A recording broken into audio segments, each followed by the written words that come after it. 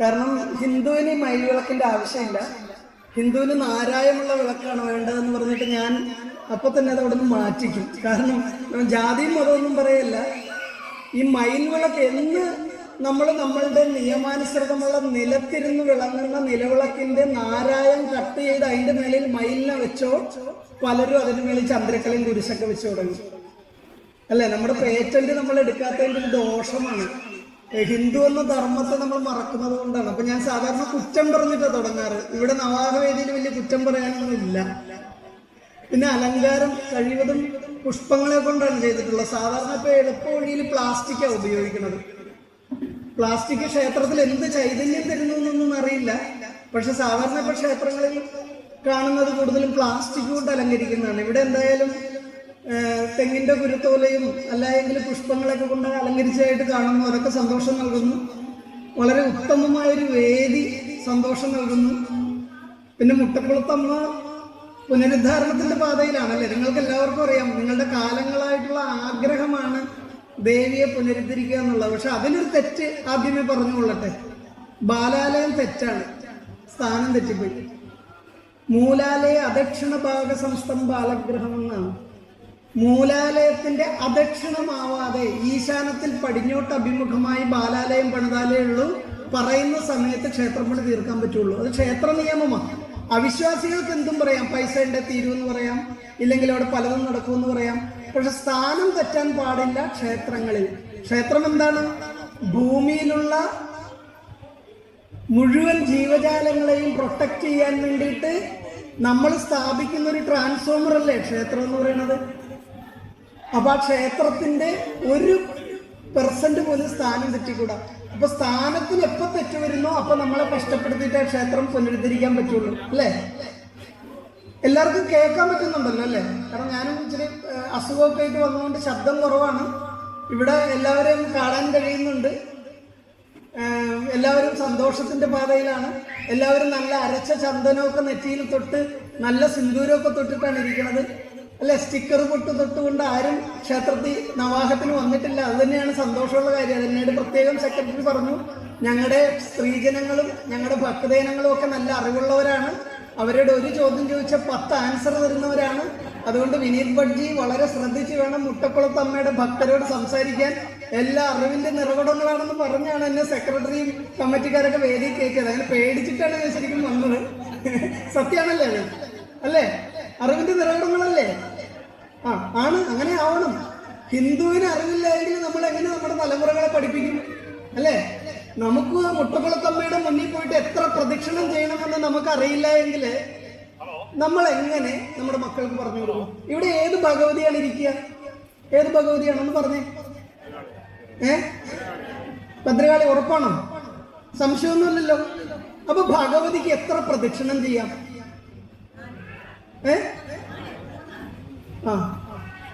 വിരലിലുണ്ടാവുന്ന എല്ലാ സംഖ്യയും പറഞ്ഞു. 1, 2, 3, 4 എന്നിട്ട് പറയും ഹിന്ദു എന്നാണ് പേര്.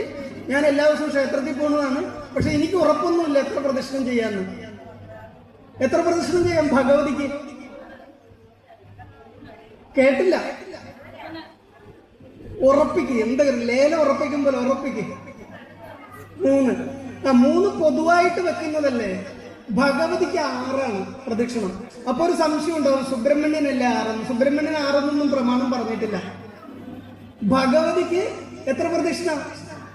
6 പ്രദക്ഷിണ. അത് മുട്ടക്കുളത്ത് പ്രഭാഷണം കേൾക്കാൻ വന്നാൽ മാത്രമേ ഇനി പഠിക്കാൻ പറ്റുള്ളൂ.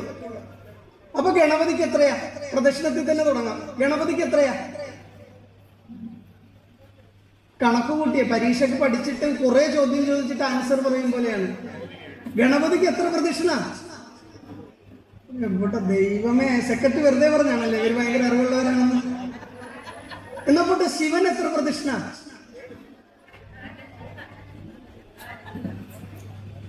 കാക്കക്കുട്ടി കല്ലിട്ട പോലെ വ്യക്തമായി. ഇതെല്ലാം പോട്ടെ, സുബ്രഹ്മണ്യൻ എത്ര പ്രദക്ഷിണ? അപ്പൊ ഞാൻ തന്നെ പറഞ്ഞു തരുന്നതാണ് നല്ലത്, കുറച്ച് വൃത്തിയായിട്ട് പോകാൻ പറ്റുമെന്ന് തോന്നുന്നു. കുംഭി വക്ത്രവും. കുംഭി ഗണപതി, വക്രൻ ഗണപതിക്ക് 1. നമ്മുടെ കുണ്ടലിനി ശക്തിയാണ് ഗണപതി എന്ന് വിളിക്കുക. മൂലാധാരത്തിൽ നിന്ന് ഉത്ഭവിച്ച് കൊടിയേറ്റ് കണ്ടിട്ടുണ്ടോ ക്ഷേത്രത്തില്? കൊടിയേറ്റെന്ന് കണ്ടിട്ടുണ്ടോ? തൃക്കൊടിയേറ്റ്. അത് ഗണപതിയാണ്, കുണ്ടലിനി ശക്തിയാണ്. അപ്പൊ ഗണപതിക്ക് 1, സൂര്യന് 2 അല്ലെ. കുംഭീവക്ത്രോ രവോ, രവോ എന്ന് വെച്ചാൽ സൂര്യനാ. സൂര്യന് 2, കുംഭീവക്ത്രോ രവോ ഗംഗാധരോ. ഗംഗാധരൻ ആരാ? ശിവൻ. ശിവന് 3. വിഷ്ണുച്ച ശാസ്ത്രി, വിഷ്ണുവിനും ശാസ്താവിനും 4. ഷൺമുഖോ, ഷൺമുഖൻ എത്രയാ? 5. നിങ്ങൾക്ക് തെറ്റിപ്പോണം. അവിടെ 6 മുഖമുള്ളതുകൊണ്ട് സുബ്രഹ്മണ്യ സ്വാമി ക്ഷേത്രത്തിൽ പോയി 6 പ്രദക്ഷിണം ചെയ്യും. ഷൺമുഖോ 5. സുംബസൂദിനി, സുംബസൂദിനി ആരാ? ഭഗവതി. ഭഗവതിക്ക് 6. വൃക്ഷരാജെ പ്രിയം വിധി, ഇവിടെ ഒരു വൃക്ഷം ഉണ്ടല്ലോ, എന്താണ്? ആൽവൃക്ഷം, അതിനെത്രയാ? 7. ഇങ്ങനെയാ പ്രദക്ഷിണ നിയമം. ഇതിനെ തെറ്റിച്ചാരെങ്കിലും പറഞ്ഞിട്ടുണ്ടോ അപ്പൊ ചോദ്യം ചെയ്യണം. ഹിന്ദു എപ്പോഴും സംശയമുണ്ടെങ്കിൽ ചോദ്യം ചെയ്ത് ആ സംശയം നിവർത്തി വരുത്തിയിട്ട് വേണം മുന്നോട്ട് പോകാൻ. നവരാത്രി എത്ര ദിവസം? അതെന്തായാലും അറിയാം. സപ്താഹം 7 ദിവസം, അതറിയാം അല്ലേ? അപ്പൊ ഇനി പറയൂ, ഭഗവതിക്ക് എത്ര പ്രദക്ഷിണം ചെയ്യാം? 6. ഉറപ്പാണല്ലോ, ഇനി മാറ്റില്ലല്ലോ.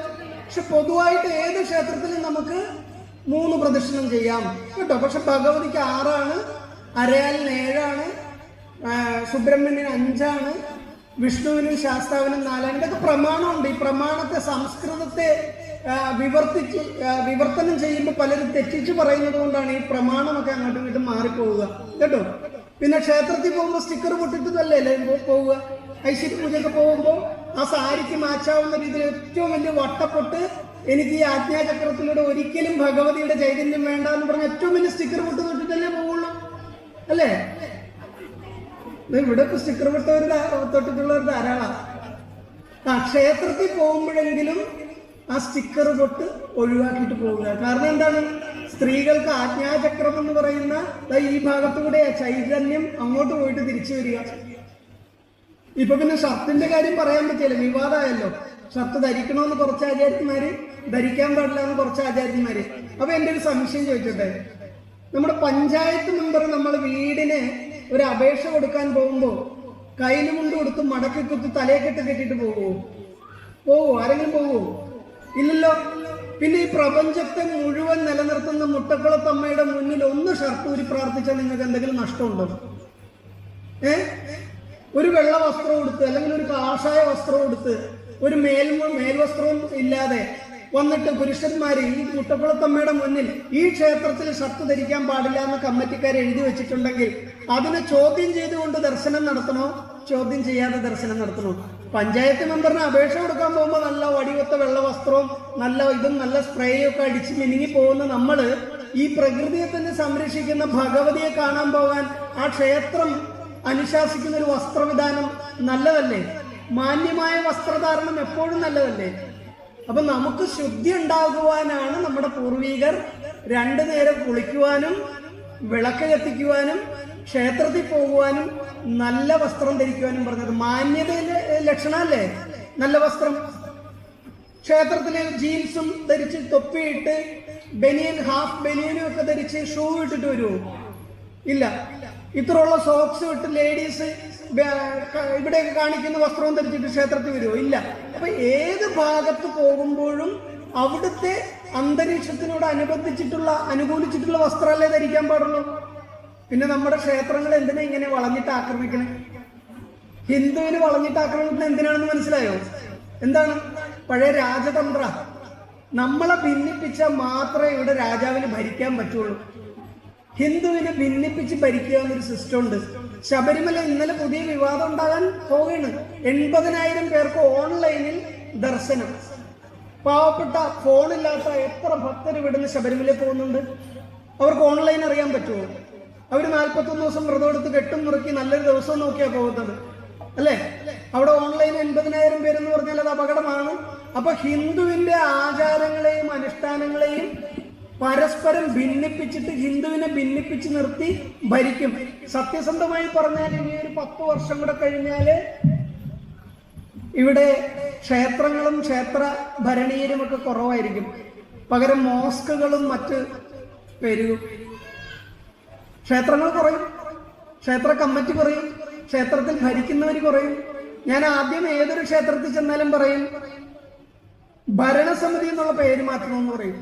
എവിടെ ചെന്നാലും പറയും. ഇവിടെ അങ്ങനെ ഉണ്ടോ നോക്കട്ടെ. ഇല്ലാന്ന് തോന്നണല്ലേ? എന്തോ ഇവിടെ വെച്ചിട്ടില്ല, ഭരണസമിതി ഇല്ല. അതൊരു ഭാഗ്യമായി. കാരണം ഈശ്വരനെ ഭരിക്കുവാൻ മനുഷ്യന് പറ്റുമോ? ഇല്ല. ഈശ്വരനെ സേവിക്കാനല്ലേ പറ്റുള്ളൂ. കേരളത്തിലെ മുഴുവൻ ക്ഷേത്രങ്ങളിൽ നിന്നും ഭരണസമിതി എന്ന പദം എടുത്തു കളഞ്ഞാൽ അഹങ്കാരം കുറയും. എന്നിട്ട് ക്ഷേത്ര സേവന സമിതി, ക്ഷേത്ര കമ്മിറ്റി എന്നൊക്കെ ആക്കണം, അല്ലേ? അതല്ലേ ആദ്യം വേണ്ടത്. എന്നാൽ മാത്രമേ നമ്മുടെ അഹങ്കാരം മാറുള്ളൂ. നമ്മൾ ഭരണസമിതി പ്രസിഡന്റ്, ഭരണസമിതി സെക്രട്ടറി എന്നൊക്കെ പറഞ്ഞ് സ്വന്തം വീട്ടിൽ അമ്പലാണെന്ന് ധരിക്കും. ഞാൻ ഭരിക്കുന്നയാളാണ്, ഞാൻ പ്രസിഡന്റാണ്, സെക്രട്ടറിയാണ്, ദാമോദരൻ അവിടെ നിന്നാ മതി, ആദ്യം എന്റെ കുടുംബം തൊഴിട്ട്, ഇതൊക്കെ ആവും ഭരിക്കാൻ തുടങ്ങിയാൽ, അല്ലേ? അപ്പൊ അതൊക്കെ ഒന്ന് മാറ്റണ്ടേ? അപ്പൊ ഞാൻ എൻ്റെ ഒരു പ്രഭാഷണ രീതി ഞാൻ പറയാം. നിങ്ങൾക്ക് എന്ത് സംശയം ഉണ്ടെങ്കിലും എണീറ്റ് എന്നിട്ട് എന്നോട് ചോദിക്കാം, ഞാൻ മറുപടി പറയും. വളരെ ചുരുങ്ങിയ സമയമേ തന്നിട്ടുള്ളൂ, 1 മണിക്കൂറിന്റെ തന്നിട്ടുള്ളൂ. ആ 1 മണിക്കൂറിൽ എനിക്ക് പറയാൻ പറ്റുന്ന കാര്യമൊക്കെ ഞാൻ പറഞ്ഞു തരാം കേട്ടോ. അപ്പൊ അതിൽ ആ 1 മണിക്കൂർ നിങ്ങൾ പോലും അറിയാതെ നിങ്ങൾ പഠിച്ചൊരു കാര്യം ഭഗവതിക്ക് 6 പ്രദക്ഷിണം ചെയ്യണമെന്നാണ്. അപ്പോൾ എങ്ങനെ പ്രദക്ഷിണം ചെയ്യാം? ഒരു ക്ഷേത്രത്തിൽ പോയാൽ എങ്ങനെ പ്രദക്ഷിണം ചെയ്യാം? അമ്മ തന്നെ പറയും എങ്ങനെയാ പ്രദക്ഷിണം ചെയ്യുക. ഒരു ക്ഷേത്രത്തിൽ പോയാൽ അമ്മ സാധാരണ എങ്ങനെയാ പ്രദക്ഷിണം ചെയ്യുക? ഒരു ക്ഷേത്രത്തിൽ പോയാൽ നേരെ അങ്ങ് പോകുന്നു, ഒന്ന് ദേവിയെ തൊഴുന്നു, ഒന്ന്. അല്ല, ഞാൻ ചോദിച്ചത് എങ്ങനെയാണ് പ്രദക്ഷിണം ചെയ്യേണ്ടതെന്നാണ് ചോദിച്ചത്. ഗുരുവായൂർ അമ്പലത്തിൽ പോയിട്ടുണ്ടോ ആരെങ്കിലും? അല്ല, അമ്മ എങ്ങനെയാ അമ്മ പ്രദക്ഷിണം ചെയ്യുക? വരുന്നു, ജസ്റ്റ് ദേവിയെ തൊഴുന്നു, ഒരു 3 or 6 പ്രദക്ഷിണം വെച്ച് പ്രസാദം വാങ്ങി തിരിച്ചു പോകുന്നു, അങ്ങനെയല്ലേ ചെയ്യുക?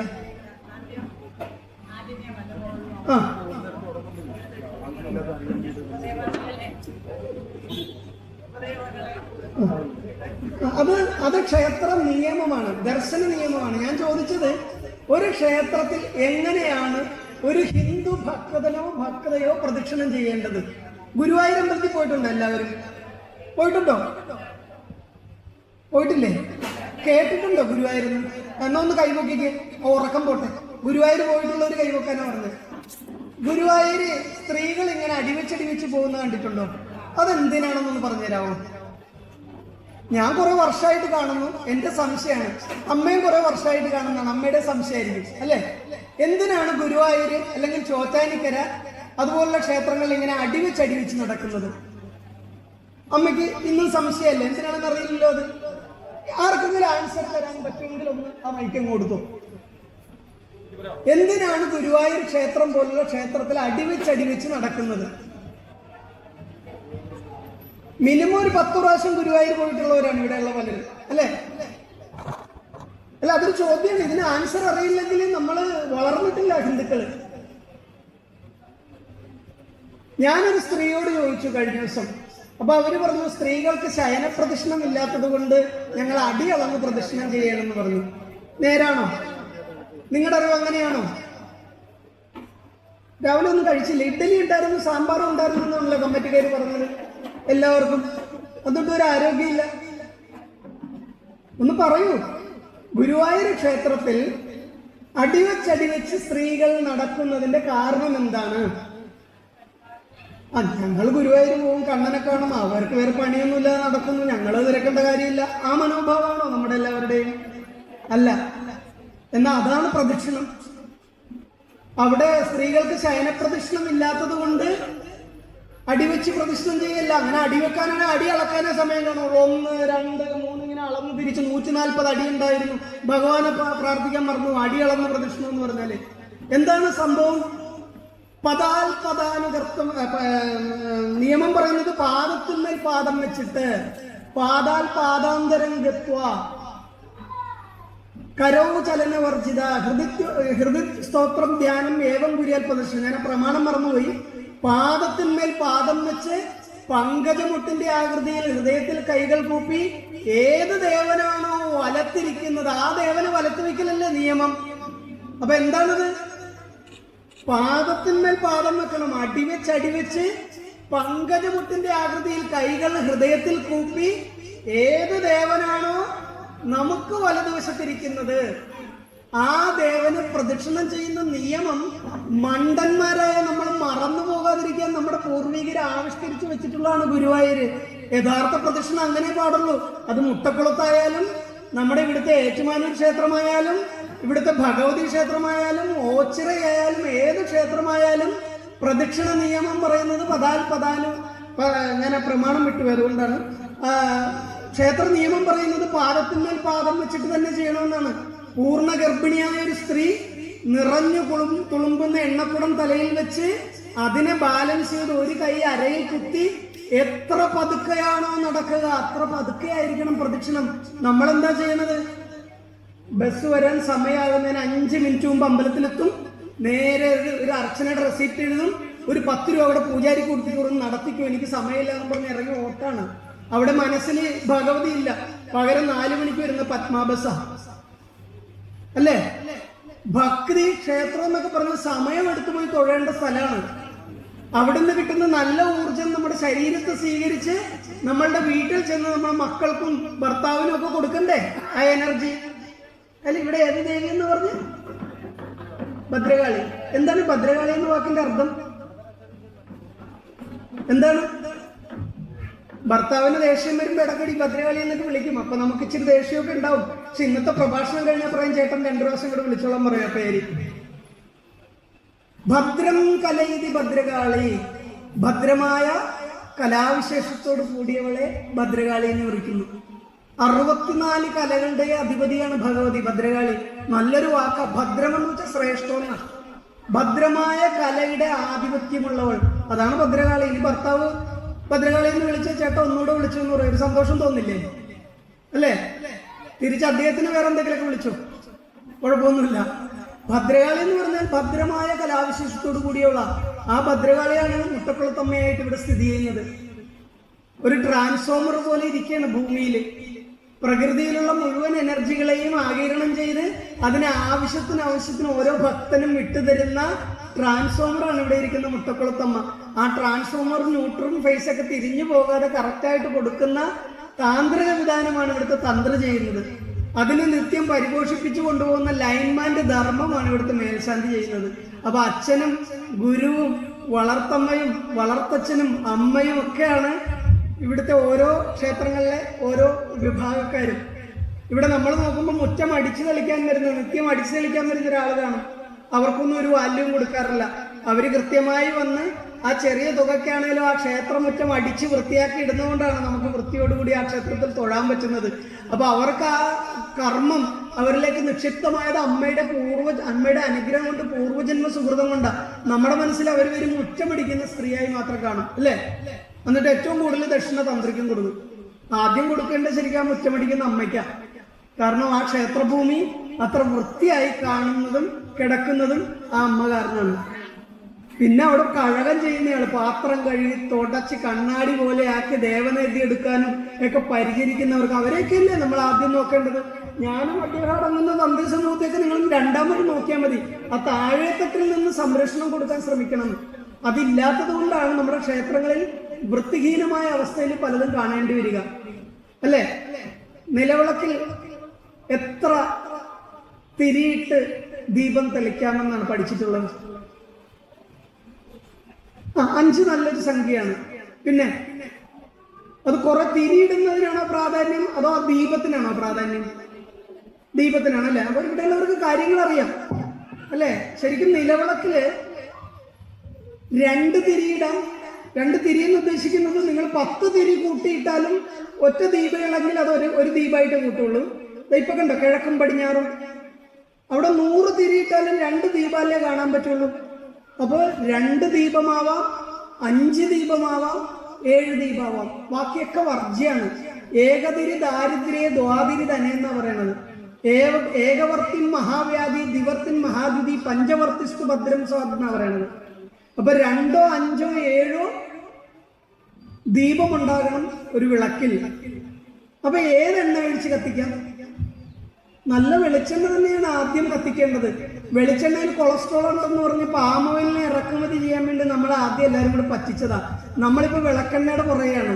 വിളക്കെണ്ണ എന്ന് പറഞ്ഞാൽ മൃഗക്കൊഴുപ്പാണ്. ഏറ്റവും മോശം എണ്ണ ഒഴിച്ചിട്ടാണ് ഇപ്പൊ ക്ഷേത്രത്തിൽ വരെ വിളക്ക് കത്തിക്കുന്നത്. നല്ല എണ്ണ, നല്ല തില്ലെന്ന് പറഞ്ഞ എള്ള്, നല്ല എള്ളെണ്ണ ഒഴിച്ച് വിളക്ക് കത്തിക്കാം. പക്ഷെ കമ്മിറ്റിക്കാർ പറയും എള്ളെണ്ണയ്ക്ക് 600 മറ്റേ ഓയിലിന് 200 ഉള്ളൂ. അപ്പൊ ഞങ്ങൾക്ക് ബാങ്ക് ബാലൻസ് കാണിക്കണം ഈ ഭരണസമിതി ഇറങ്ങുമ്പോൾ. അതുകൊണ്ട് ഞങ്ങൾ മൃഗക്കൊഴുപ്പ് ഒഴിച്ച് കത്തിക്കുള്ളൂ എന്ന് ഇവർ തീരുമാനിച്ചാൽ അകത്തിരിക്കുന്ന പൂജാരിയെ നിങ്ങൾ RCCയിൽ വന്ന് കാണേണ്ടി വരും. ഇന്ന് കേരളത്തിൽ ഏറ്റവും കൂടുതൽ മേൽശാന്തിമാര് RCCയിൽ ട്രീറ്റ്മെന്റിലാണ്. കാരണം എന്താണ്? മൃഗക്കൊഴുപ്പാകുന്ന ഏറ്റവും മോശമായ എണ്ണയാണ് ശ്രീകോവിനുള്ളിൽ കത്തുന്നത്. പൂജാരിക്ക് അത് ശ്വസിച്ചിട്ടില്ലാത്ത അസുഖങ്ങളില്ല. അപ്പൊ നിങ്ങൾ തീരുമാനിക്കണം ക്ഷേത്രങ്ങളിൽ നല്ല ശുദ്ധമായ എണ്ണ കത്തണമെന്നുള്ളത്, അല്ലേ? ശുദ്ധിയല്ലേ ക്ഷേത്രം എന്ന് പറയുന്നത്. അതിന് രാവിലെ ഉണർന്ന് കുളിക്കുന്ന എത്ര പേരുണ്ട്? രാവിലെ ഉണർന്ന് കുളിച്ചിട്ട് മാത്രം അടുക്കളയിൽ കയറുന്ന എത്ര പേരുണ്ട്? എന്താ, മുട്ടക്കുളത്തുകാർ അത്യാവശ്യം കുളിക്കാനൊക്കെ കഴിവുള്ളവരാ. ശരിക്കും പറഞ്ഞാല് രാവിലെ ഉണർന്നാൽ ആദ്യം ചെയ്യേണ്ടത് എന്താണെന്നറിയാമോ? എന്താണ്? പ്രാർത്ഥനയും പൂജയും കരം കാണലൊക്കെ അവിടെ നിന്നോട്ടെ. ഒരു ഗൃഹസ്ഥ ആദ്യം ചെയ്യേണ്ടത് ആദ്യമേ ഉണർന്നു കഴിഞ്ഞപ്പോൾ കുളിക്കുക എന്നുള്ളതാണ്. കുളിച്ചിട്ട് മാത്രമേ അടുക്കളയിൽ കയറി തീ പിടിപ്പിക്കാവൂ, അല്ലേ? അല്ലെങ്കിൽ എന്ത് പറ്റുമെന്നറിയാവോ? എന്ത് പറ്റും? ഒരു മനുഷ്യ ശരീരം ഏകദേശം 6-7 മണിക്കൂർ കൊണ്ട് പെട്ടെന്ന് അശുദ്ധിയായി വളരെ മോശം അവസ്ഥയാവും. നമ്മൾ നടക്കയിരിക്കാൻ കിടക്കുകയൊക്കെ ചെയ്യും. കിടന്നുറങ്ങുന്ന നമ്മുടെ ബോഡി ഭൂമിയായിട്ട് യാതൊരു ബന്ധവുമില്ലാതെ വിയർത്ത് വളരെ മലിനമായ അവസ്ഥയിലാണ് നമ്മൾ ഉണരുക. ആ ഉണരുമ്പോ തന്നെ നേരെ കോർത്തുവായി വിട്ട് ഒരു പാത്രവും കഴുകി നേരെ അടുക്കളയിൽ കൊണ്ട് വെച്ചിട്ട് അതിന്റെ കീഴിൽ ഒരു അഗ്നിയും ജ്വലിപ്പിച്ച് അതിനകത്തോട്ട് പച്ചവെള്ളം ഒഴിച്ച് ഒരു സ്പൂണും പിടിച്ച് ബെഡ് കോഫി ഇങ്ങനെ ഉണ്ടാക്കുമ്പോൾ എന്താ സംഭവിക്കുക? ഈ 8-9 മണിക്കൂർ കിടന്നുറങ്ങിയ മുഴുവൻ മലിനമായ ഊർജ്ജമാണ് ബെഡ് കോഫി ആയിട്ട് ഇങ്ങനെ പഠിക്കാൻ പോണ കുട്ടിക്കും ഭർത്താവിനും കൊടുക്കാൻ തയ്യാറാക്കുന്നത്, അല്ലേ? ഏറ്റവും മലിനമായതാണ് നമ്മൾ രാവിലെ ബെഡ് കോഫി എന്നും പറഞ്ഞ് ഭർത്താവിനും മക്കൾക്കും കൊടുക്കണം. ഏറ്റവും വലിയ വിഷം കൊടുക്കണം അവർക്ക്. നിങ്ങൾ 1 മാസം കുളിച്ചിട്ട് അടുക്കളയിൽ കയറുക, 1 മാസം കുളിക്കാതെ അടുക്കളയിൽ കയറുക. എന്നിട്ട് ആ 2 സമയത്തുമുള്ള നിങ്ങളുടെ ആരോഗ്യസ്ഥിതി, വീട്ടിലെ ഐശ്വര്യവും ഐക്യതയും ഒന്ന് തിരിച്ചറിയുക. അപ്പൊ നിങ്ങൾ കുളിച്ചിട്ട് അടുക്കളയിൽ കയറുള്ളൂ. പണ്ട് കാലത്ത് നമ്മുടെ വീട്ടിലോട്ട് ഒരു മരുമോള് കയറി വന്നാൽ അമ്മായിയമ്മ പിറ്റേ ദിവസം പറയും, മോളെ ഇവിടെ ഒരു ചിട്ടയുണ്ട്, കുളിച്ചിട്ടേ അടുക്കളയിൽ കയറാവൂ. അപ്പൊ നമ്മൾ വിചാരിച്ച അമ്മായിയമ്മ പോരാണെന്ന്. അത് അമ്മായിയമ്മ പോരല്ല. എന്റെ തലമുറകൾക്ക് ആരോഗ്യവും ഐശ്വര്യവും ഉണ്ടാവണമെന്ന് ആ വീട്ടിലെ അമ്മ നിശ്ചയിച്ചു. കാരണം കുളിച്ചിട്ട് അടുക്കളയിൽ കയറുമ്പോൾ ഏറ്റവും ശുദ്ധമായ ഭക്ഷണ പദാർത്ഥങ്ങൾ ഉണ്ടാക്കി കൊടുക്കാൻ പറ്റും, അല്ലേ? കുളിച്ചിട്ടല്ലേ കയറി എല്ലാവരും, അല്ലേ? ഒന്ന് കൈ പൊക്കുവോ കുളിച്ചിട്ട് കയറുന്നവര്? ഇപ്പൊ കൈ കൂടി. ഏറ്റവും ശുദ്ധിയാണ് കുളിക്കുക. നമ്മുടെ പൂർവികര് രാവിലെ വൈകിട്ട് വിളക്ക് കത്തിക്കാൻ പറഞ്ഞാൽ നമുക്ക് ശുദ്ധമാകാൻ വേണ്ടിയിട്ടാണ്, നമ്മൾ ശുദ്ധിയായിട്ടിരിക്കാൻ വേണ്ടിയിട്ടാണ്, കേട്ടോ. അതൊക്കെ ഒന്ന് തിരിച്ചറിയണം. പിന്നെ ഞാൻ പറഞ്ഞില്ലേ, ഇവിടെ സാധാരണ ക്ഷേത്രങ്ങളിലൊക്കെ വരുമ്പോൾ പ്ലാസ്റ്റിക് ആണ് കാണുക, ഇവിടെ എന്തായാലും പുഷ്പമാണ് കണ്ടത്. നിങ്ങൾ കണ്ടു കാണും, നമ്മുടെ ക്ഷേത്രങ്ങളിലെല്ലാം ഈ തെങ്ങിന്റെ കുരുന്നോല കൊണ്ട് അലങ്കരിക്കാറുണ്ട്. എന്തിനാണത് അറിയാവോ? അതിന്റെ എന്തെങ്കിലും സയൻസ് അറിയാവോ? തെങ്ങിന്റെ കുരുന്നോല കൊണ്ട് എന്തിനാണ് അലങ്കരിക്കുക എന്നുള്ളത്? ഞാൻ പറയണത് ഇയാൾ എന്തോ പറയുന്നു, ഞങ്ങൾക്കിതൊന്നും ആവശ്യമില്ല എന്ന് തോന്നലുണ്ടോ? അപ്പൊ എന്തിനാണ് തെങ്ങിന്റെ കുരുന്നോല കൊണ്ട് ക്ഷേത്രത്തെ അലങ്കരിക്കുന്നത്? എന്തിനാണ് മരിച്ച വീട്ടിൽ പട്ടട മുതൽ, അല്ല മരിച്ച ശവശരീരം കിടത്തിയിരിക്കുന്ന ഭാഗം മുതൽ പട്ടട വരെ തെങ്ങിന്റെ കുരുത്തോലയും മാവും കൊണ്ട് അലങ്കരിക്കുന്നത്? എന്തെങ്കിലും ആൻസർ പോരാ, സയൻസ് വേണം. നമ്മുടെ പൂർവികര് നമ്മുടെ ആചാരങ്ങളും അനുഷ്ഠാനങ്ങളും സയൻസ് ഇല്ലാതെ ചിട്ടപ്പെടുത്തിയിട്ടില്ല. രാവിലെ കുളിക്കുന്നതിന് സയൻസ് ഉണ്ട്. രാവിലെ കുളിക്കുന്ന കണ്ടിട്ടുണ്ടോ അപ്പൂപ്പന്മാരൊക്കെ? ആദ്യം തുകർത്തുന്ന എവിടെയാ തുകർത്തുന്നത്? എവിടെയാ? അതിനൊരു കാരണവും പറയും. എന്താണ്? മുതുകിൽ മൂതേവ് വന്നിരിക്കും, അല്ലേ? ക്ഷേത്രത്തിൽ പോയിട്ടുണ്ടോ? ബിംബ അഭിഷേകം ചെയ്താൽ പൂജാരി തുകർത്തുന്നതും ബിംബത്തിന്റെ പിൻഭാഗമാണ്. എന്തുകൊണ്ടാണത്? മനുഷ്യ ശരീരത്തിൽ വെള്ളം പിടിക്കുന്നത് തലച്ചോറല്ല, നട്ടല്ല. ആദ്യം ജലം പിടിക്കുന്നത്, ജലത്തെ പെട്ടെന്ന് ഒബ്സർവ് ചെയ്യുന്നത് നട്ടല്ലാണ്. അത് തിരിച്ചറിഞ്ഞ പൂർവികർ സയൻസ് നമ്മളോട് പറഞ്ഞാൽ നമുക്ക് മനസ്സിലാവില്ല, പകരം ഭക്തിയിൽ പറഞ്ഞു മുതുകത്ത് മൂദേവി ഇരിക്കുക. അതുകൊണ്ടാണ് നമ്മുടെ അപ്പൂപ്പന്മാരൊക്കെ കുളത്തിൽ കുളിക്കുന്നത് കണ്ടിട്ടുണ്ടോ? ആദ്യം അവരാ തുകർത്തുകൊണ്ട് മുതുക ഇങ്ങനെ തുകർത്തി അതിനുശേഷമാണ് ശിരസും മുഖമൊക്കെ തുകർത്തുക. അപ്പൊ നമ്മുടെ പൂർവികർ പറഞ്ഞു തന്ന എന്തെങ്കിലും മോശമുണ്ടോ? ഇല്ല, സയൻസാണ്. നട്ടലിന് ജലം പിടിച്ചാൽ നട്ടലിന് തകരാറുണ്ടാവും, അല്ലാതെ പനി വരുമെന്നല്ല പറയേണ്ടത്. ആദ്യം മുതുക് തന്നെയാണ് തോർത്തേണ്ടത്. അതുകൊണ്ട് റിസർച്ചിന്റെ ഭാഗമാണ്. നമ്മുടെ പൂർവികർ പറഞ്ഞിട്ടില്ലേ, കിടന്നുറങ്ങരുത് ഇരുന്നുണ്ണരുതെന്ന് പറഞ്ഞിട്ടില്ലേ, കേട്ടിട്ടില്ലേ? കിടന്നുറങ്ങരുത് ഇരുന്ന് ഉണ്ണരുത്. അപ്പൊ നമ്മൾ പറയും കിടക്കാതെ അങ്ങനെ ഉറങ്ങും, ഇരിക്കാതെ അങ്ങനെ ഉണ്ണെന്ന് ചോദിക്കില്ലേ? അങ്ങനെ എല്ലാവരും ഉദ്ദേശിച്ചത്. കിടന്നുറങ്ങരുതെന്ന് പറഞ്ഞാൽ ഉറക്കം വരാതെ 7 മണിയായി എന്നാ പിന്നെ കിടന്നേക്കാം എന്ന് പറഞ്ഞ് നേരെ കട്ടിലെ പോയി ഒരു 10 മണി വരെ ആലോചിച്ച് ഉറക്കത്തെ വിളിച്ചു വരുത്തി ക്ഷീണിച്ചുറങ്ങാൻ പാടില്ല. ഉറക്കം വരുമ്പോൾ മാത്രമേ പോയി കിടക്കാവൂ. അതാണ് കിടന്നുറങ്ങരുത് എന്ന് പറയുന്നത്. കിടന്നിട്ട് ഉറക്കത്തെ വിളിച്ച് വരുമ്പോൾ സ്ട്രെയിനാണ്, BP ഉണ്ടാവും. ഭക്ഷണം ഇരുന്നുണ്ണരുത്. എന്താണ് ഇരുന്നുണ്ണരുത് എന്ന് പറയുന്നത്?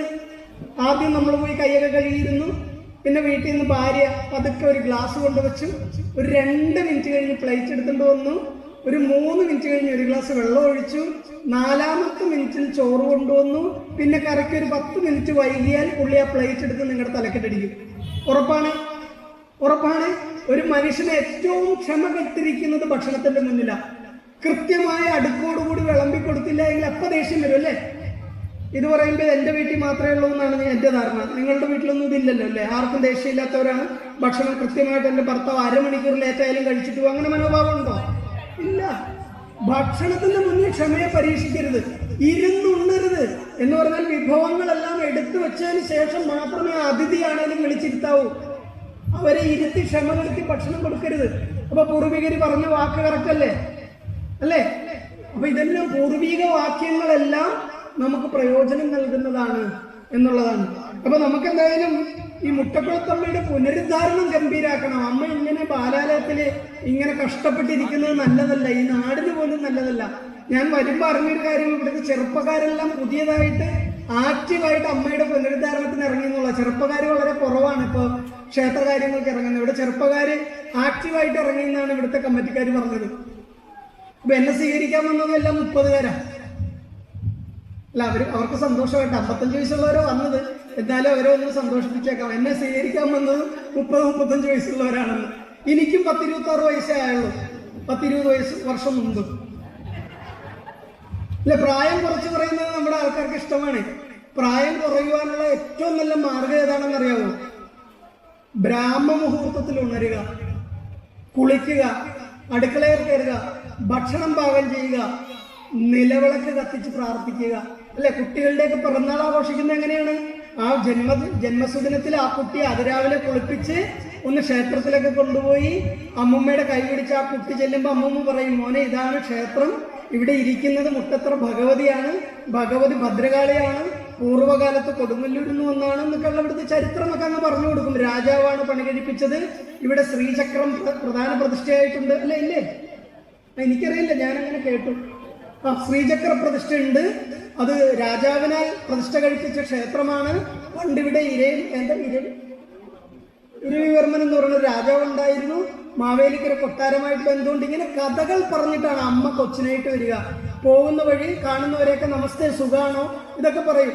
പക്ഷേ നമ്മുടെ പുതുതലമുറ എന്താ ചെയ്യുക? തലേ ദിവസം രാത്രി 12 മണിക്ക് ബർത്ത്ഡേ ആഘോഷിക്കാൻ കൂട്ടുകാരൻ്റെ വീട്ടിൽ പോകും. മാക്സിമം MDMA, കഞ്ചാവ്, ബ്രൗൺ ഷുഗർ എല്ലാം അടിച്ച് ബോധമില്ലാണ്ട് പിറ്റേ ദിവസം വീട്ടിൽ ഉച്ചയ്ക്ക് കയറി വരും. എന്നിട്ട് അച്ഛൻ ചോദ്യം ചെയ്താൽ അച്ഛനെ തല്ലും, കണ്ടു നിൽക്കുന്ന അമ്മയും തല്ലും. ഇത് ഹിന്ദുക്കളിൽ കൂടുതലാണ്. കാരണം എന്താണെന്നറിയാമോ? കടല് പോലെ അറിവാകുന്ന ഹിന്ദുശാസ്ത്രം നമുക്കുണ്ടായിട്ട് നമ്മുടെ ശാസ്ത്രത്തെ വെറും അന്ധവിശ്വാസമാണെന്നും പറഞ്ഞ് തള്ളിപ്പറഞ്ഞിട്ട് മറ്റുള്ള മതവിഭാഗക്കാരെയും മറ്റുള്ളവരെയും നമ്മൾ കോപ്പി ചെയ്യാൻ പോകും. ഞാൻ റഷ്യൻ പാർലമെന്റിൽ നിന്ന് അവാർഡ് വാങ്ങാൻ 2017 പോകുമ്പോൾ എനിക്കുണ്ടായ ഒരു അത്ഭുതം പറയാം. ആ അവാർഡ് വാങ്ങുന്നതിന് 10 മിനിറ്റ് മുമ്പ് അവർ ഈശ്വര പ്രാർത്ഥന എന്ന് പറഞ്ഞ് ചടങ്ങ് വെച്ചു. അപ്പൊ ഞാനിങ്ങനെ വെയിറ്റ് ചെയ്യുമ്പോൾ ഏകദേശം 20ഓളം പേര് ചേർന്നിട്ട് പുരുഷ സൂക്തം ചൊല്ലി. റഷ്യൻസ് ആണെന്ന് ഓർക്കണം. അക്ഷരശുദ്ധിയോടുകൂടി ഓത്ത് സമ്പ്രദായത്തിൽ പുരുഷ സൂക്തം, സഹസ്രശീർഷ പുരുഷ സഹസ്രാത് സഹസ്രപാദം എന്ന് പറയുന്ന പുരുഷ സൂക്തം റഷ്യൻ പാർലമെന്റിൽ ചൊല്ലിയപ്പോൾ അത് ചൊവ്വേ നേരെ ചൊല്ലാൻ അറിയാത്ത ഹിന്ദുവായ പുരോഹിതനായി എനിക്ക് നാണക്കേട് തോന്നി. എത്ര പേർക്കറിയാം പുരുഷ സൂക്തം? നമുക്കതറിയില്ല. റഷ്യൻ പാർലമെന്റിൽ വ്ളാഡിമിർ പുടിൻ ലോകത്തിലെ ഏറ്റവും ശക്തനായ ഭരണാധികാരി എന്ന് മോദിജി വരുന്നതിന് മുന്നേ വരെ അറിയപ്പെട്ടിരുന്ന വ്ളാഡിമിർ പുടിൻ സാറിന്റെ പാർലമെന്റിൽ ഏതൊരു അവാർഡ് ഫംഗ്ഷൻ നടന്നാലും ആദ്യം പുരുഷ സൂക്തം ചൊല്ലിയിട്ടാണ് അവിടെ അവാർഡ് സെറമണി നടത്തുന്നത് എന്നുള്ളത് നേരിട്ട് അനുഭവിച്ചു. കാരണം ഞാൻ 2017 അവാർഡ് വാങ്ങിച്ച ആളാണ് റഷ്യൻ പാർലമെന്റിൽ നിന്ന്. അപ്പോൾ അങ്ങനെ ഒരു ഭാഗ്യം എനിക്കുണ്ടായപ്പോൾ എനിക്ക് നാണക്കേട് തോന്നിയത് ഒന്നേ ഉള്ളൂ.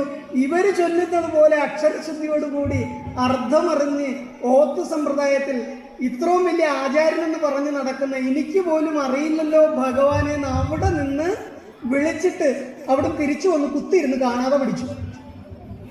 അതുവരെ അക്ഷരത്തിട്ടുണ്ടായിരുന്നു. കുത്തിരുന്ന് കാണാതെ പഠിച്ചു. കാരണം നാണക്കേടായിപ്പോയി. ഞാൻ കോഴിക്കോട് ഒരു ക്ഷേത്രത്തിൽ പകരം പോകുമ്പോൾ സഹസ്രനാമാർച്ചന, എൻ്റെ 18ാമത്തെ വയസ്സിലെ കാര്യം പറയണം. സഹസ്രനാമാർച്ചന ഒരമ്മ വന്ന് എഴുതിച്ചു. എൻ്റെ അകത്ത് കയറി ഇരുന്നിട്ട് ഞാൻ പതുക്കെ ഇങ്ങനെ എടുത്തു വെച്ചിട്ട് പൊട്ടാത്ത, നമ്മൾ പറയാറില്ലേ കടിച്ചാ പൊട്ടാത്ത വാക്ക്, ഇങ്ങനെ ശ്രീമാത ശ്രീമഹാര ഇങ്ങനെ തുടങ്ങിയപ്പോൾ വെളിയിൽ നിന്നിട്ട് അമ്മ പറഞ്ഞു, ഉണ്ണിയെ അമ്മയെ മനസ്സിലെത്തി പ്രാർത്ഥിച്ച് അർച്ചിച്ചോളൂ, അമ്മ വെളിയിൽ നിന്ന് സഹസ്രനാമം ചൊല്ലിക്കോളാം എന്ന് പറഞ്ഞു. അമ്മയ്ക്ക് കാര്യം മനസ്സിലായി. ഇവൻ സഹസ്രനാമം ചൊല്ലിക്കഴിഞ്ഞാൽ എൻ്റെ ഉള്ള ഐശ്വര്യം കൂടെ പോകുമെന്ന് മനസ്സിലായി. ആ അമ്മ വെളിയിൽ നിന്ന് ഇങ്ങനെ ശ്രീമാതാ ശ്രീ മഹാരാജ്ഞി ശ്രീമത് സിംഹാസനേശ്വരി ചിതജ്ഞകുണ്ട സംഭൂത എന്ന് പറഞ്ഞിട്ട് ഇങ്ങനെ നല്ല കാണാതങ്ങ് ചൊല്ലി ഞാൻ എൻ്റെ ഭഗവതി എനിക്കതറിയില്ലെന്നും പറഞ്ഞ് ഞാൻ അർച്ചന ചെയ്തിട്ട് പ്രസാദം കൊടുത്തു. ആ ക്ഷേത്രത്തിൽ ഞാൻ 7 ദിവസം ഉണ്ടായിരുന്നു. 7 ദിവസം കൊണ്ട് അവിടെ കുത്തിയിരുന്ന് ഞാൻ ലളിതാ സഹസ്രനാമം പഠിച്ചിട്ടാണ് വന്നത്.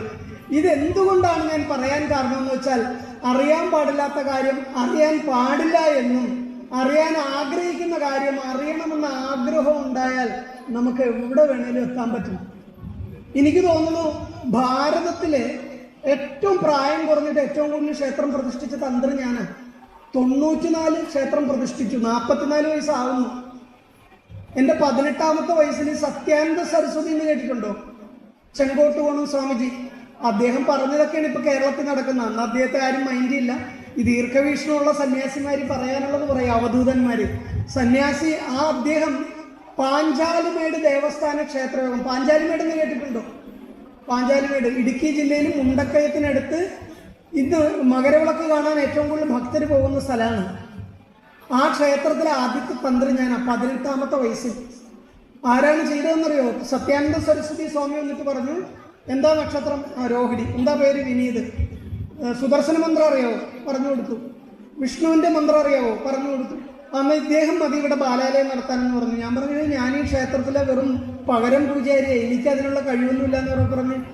തൻ്റെ കഴിവ് തനിയെ ഉണ്ടായിക്കോളും, താൻ പ്രതിഷ്ഠിച്ചാൽ മതി. അങ്ങനെ പാഞ്ചാലിമേടിലാണ് ഞാൻ ആദ്യമായി ബാലാലയ പ്രതിഷ്ഠ നടത്തുന്നത് 99. ആ സ്വാമിയുടെ ദീർഘവിഷ്ണു എന്ന് ആലോചിക്കൂ. ഒരു സാധാരണ പൂജാരിയായിരുന്ന ഞാനിന്ന് 94 ക്ഷേത്രം പ്രതിഷ്ഠിച്ചിട്ടുണ്ടെങ്കിൽ ആ സ്വാമി അത് 99 ദീർഘവീക്ഷണത്തോടുകൂടി കണ്ടു ഇവൻ എന്തെങ്കിലും ആകുമെന്ന്. എന്തെങ്കിലുമൊക്കെ ആയി. ചെറിയ ജ്യോതിഷനായി, കേരളത്തിന്റെ വെളിയിലൊക്കെ അറിയപ്പെടുന്ന ജ്യോതിഷനായി. ധാരാളം ക്ഷേത്രങ്ങളിൽ പ്രഭാഷണത്തിന് പോകാറുണ്ട്. ധാരാളം ക്ഷേത്രങ്ങളെ, ക്ഷയിച്ചു കിടക്കുന്ന ക്ഷേത്രങ്ങളെ എന്നാൽ കഴിയുന്ന രീതിയിൽ സഹായിക്കാറുണ്ട്. ഇതുപോലെ ഭക്തജന കൂട്ടായ്മകളിൽ സംസാരിക്കാൻ പോകാറുണ്ട്. അതിനൊക്കെ ഭാഗ്യം തന്നത് ശരിക്കും പറഞ്ഞാൽ ഒരു ഏകലിവന്റെ അവസ്ഥയാണ്. അദ്ദേഹത്തിന്റെ ശിഷ്യനല്ലാതെ അദ്ദേഹത്തിന്റെ ശിഷ്യനായിപ്പോയി ആ ദിവസം മുതൽ.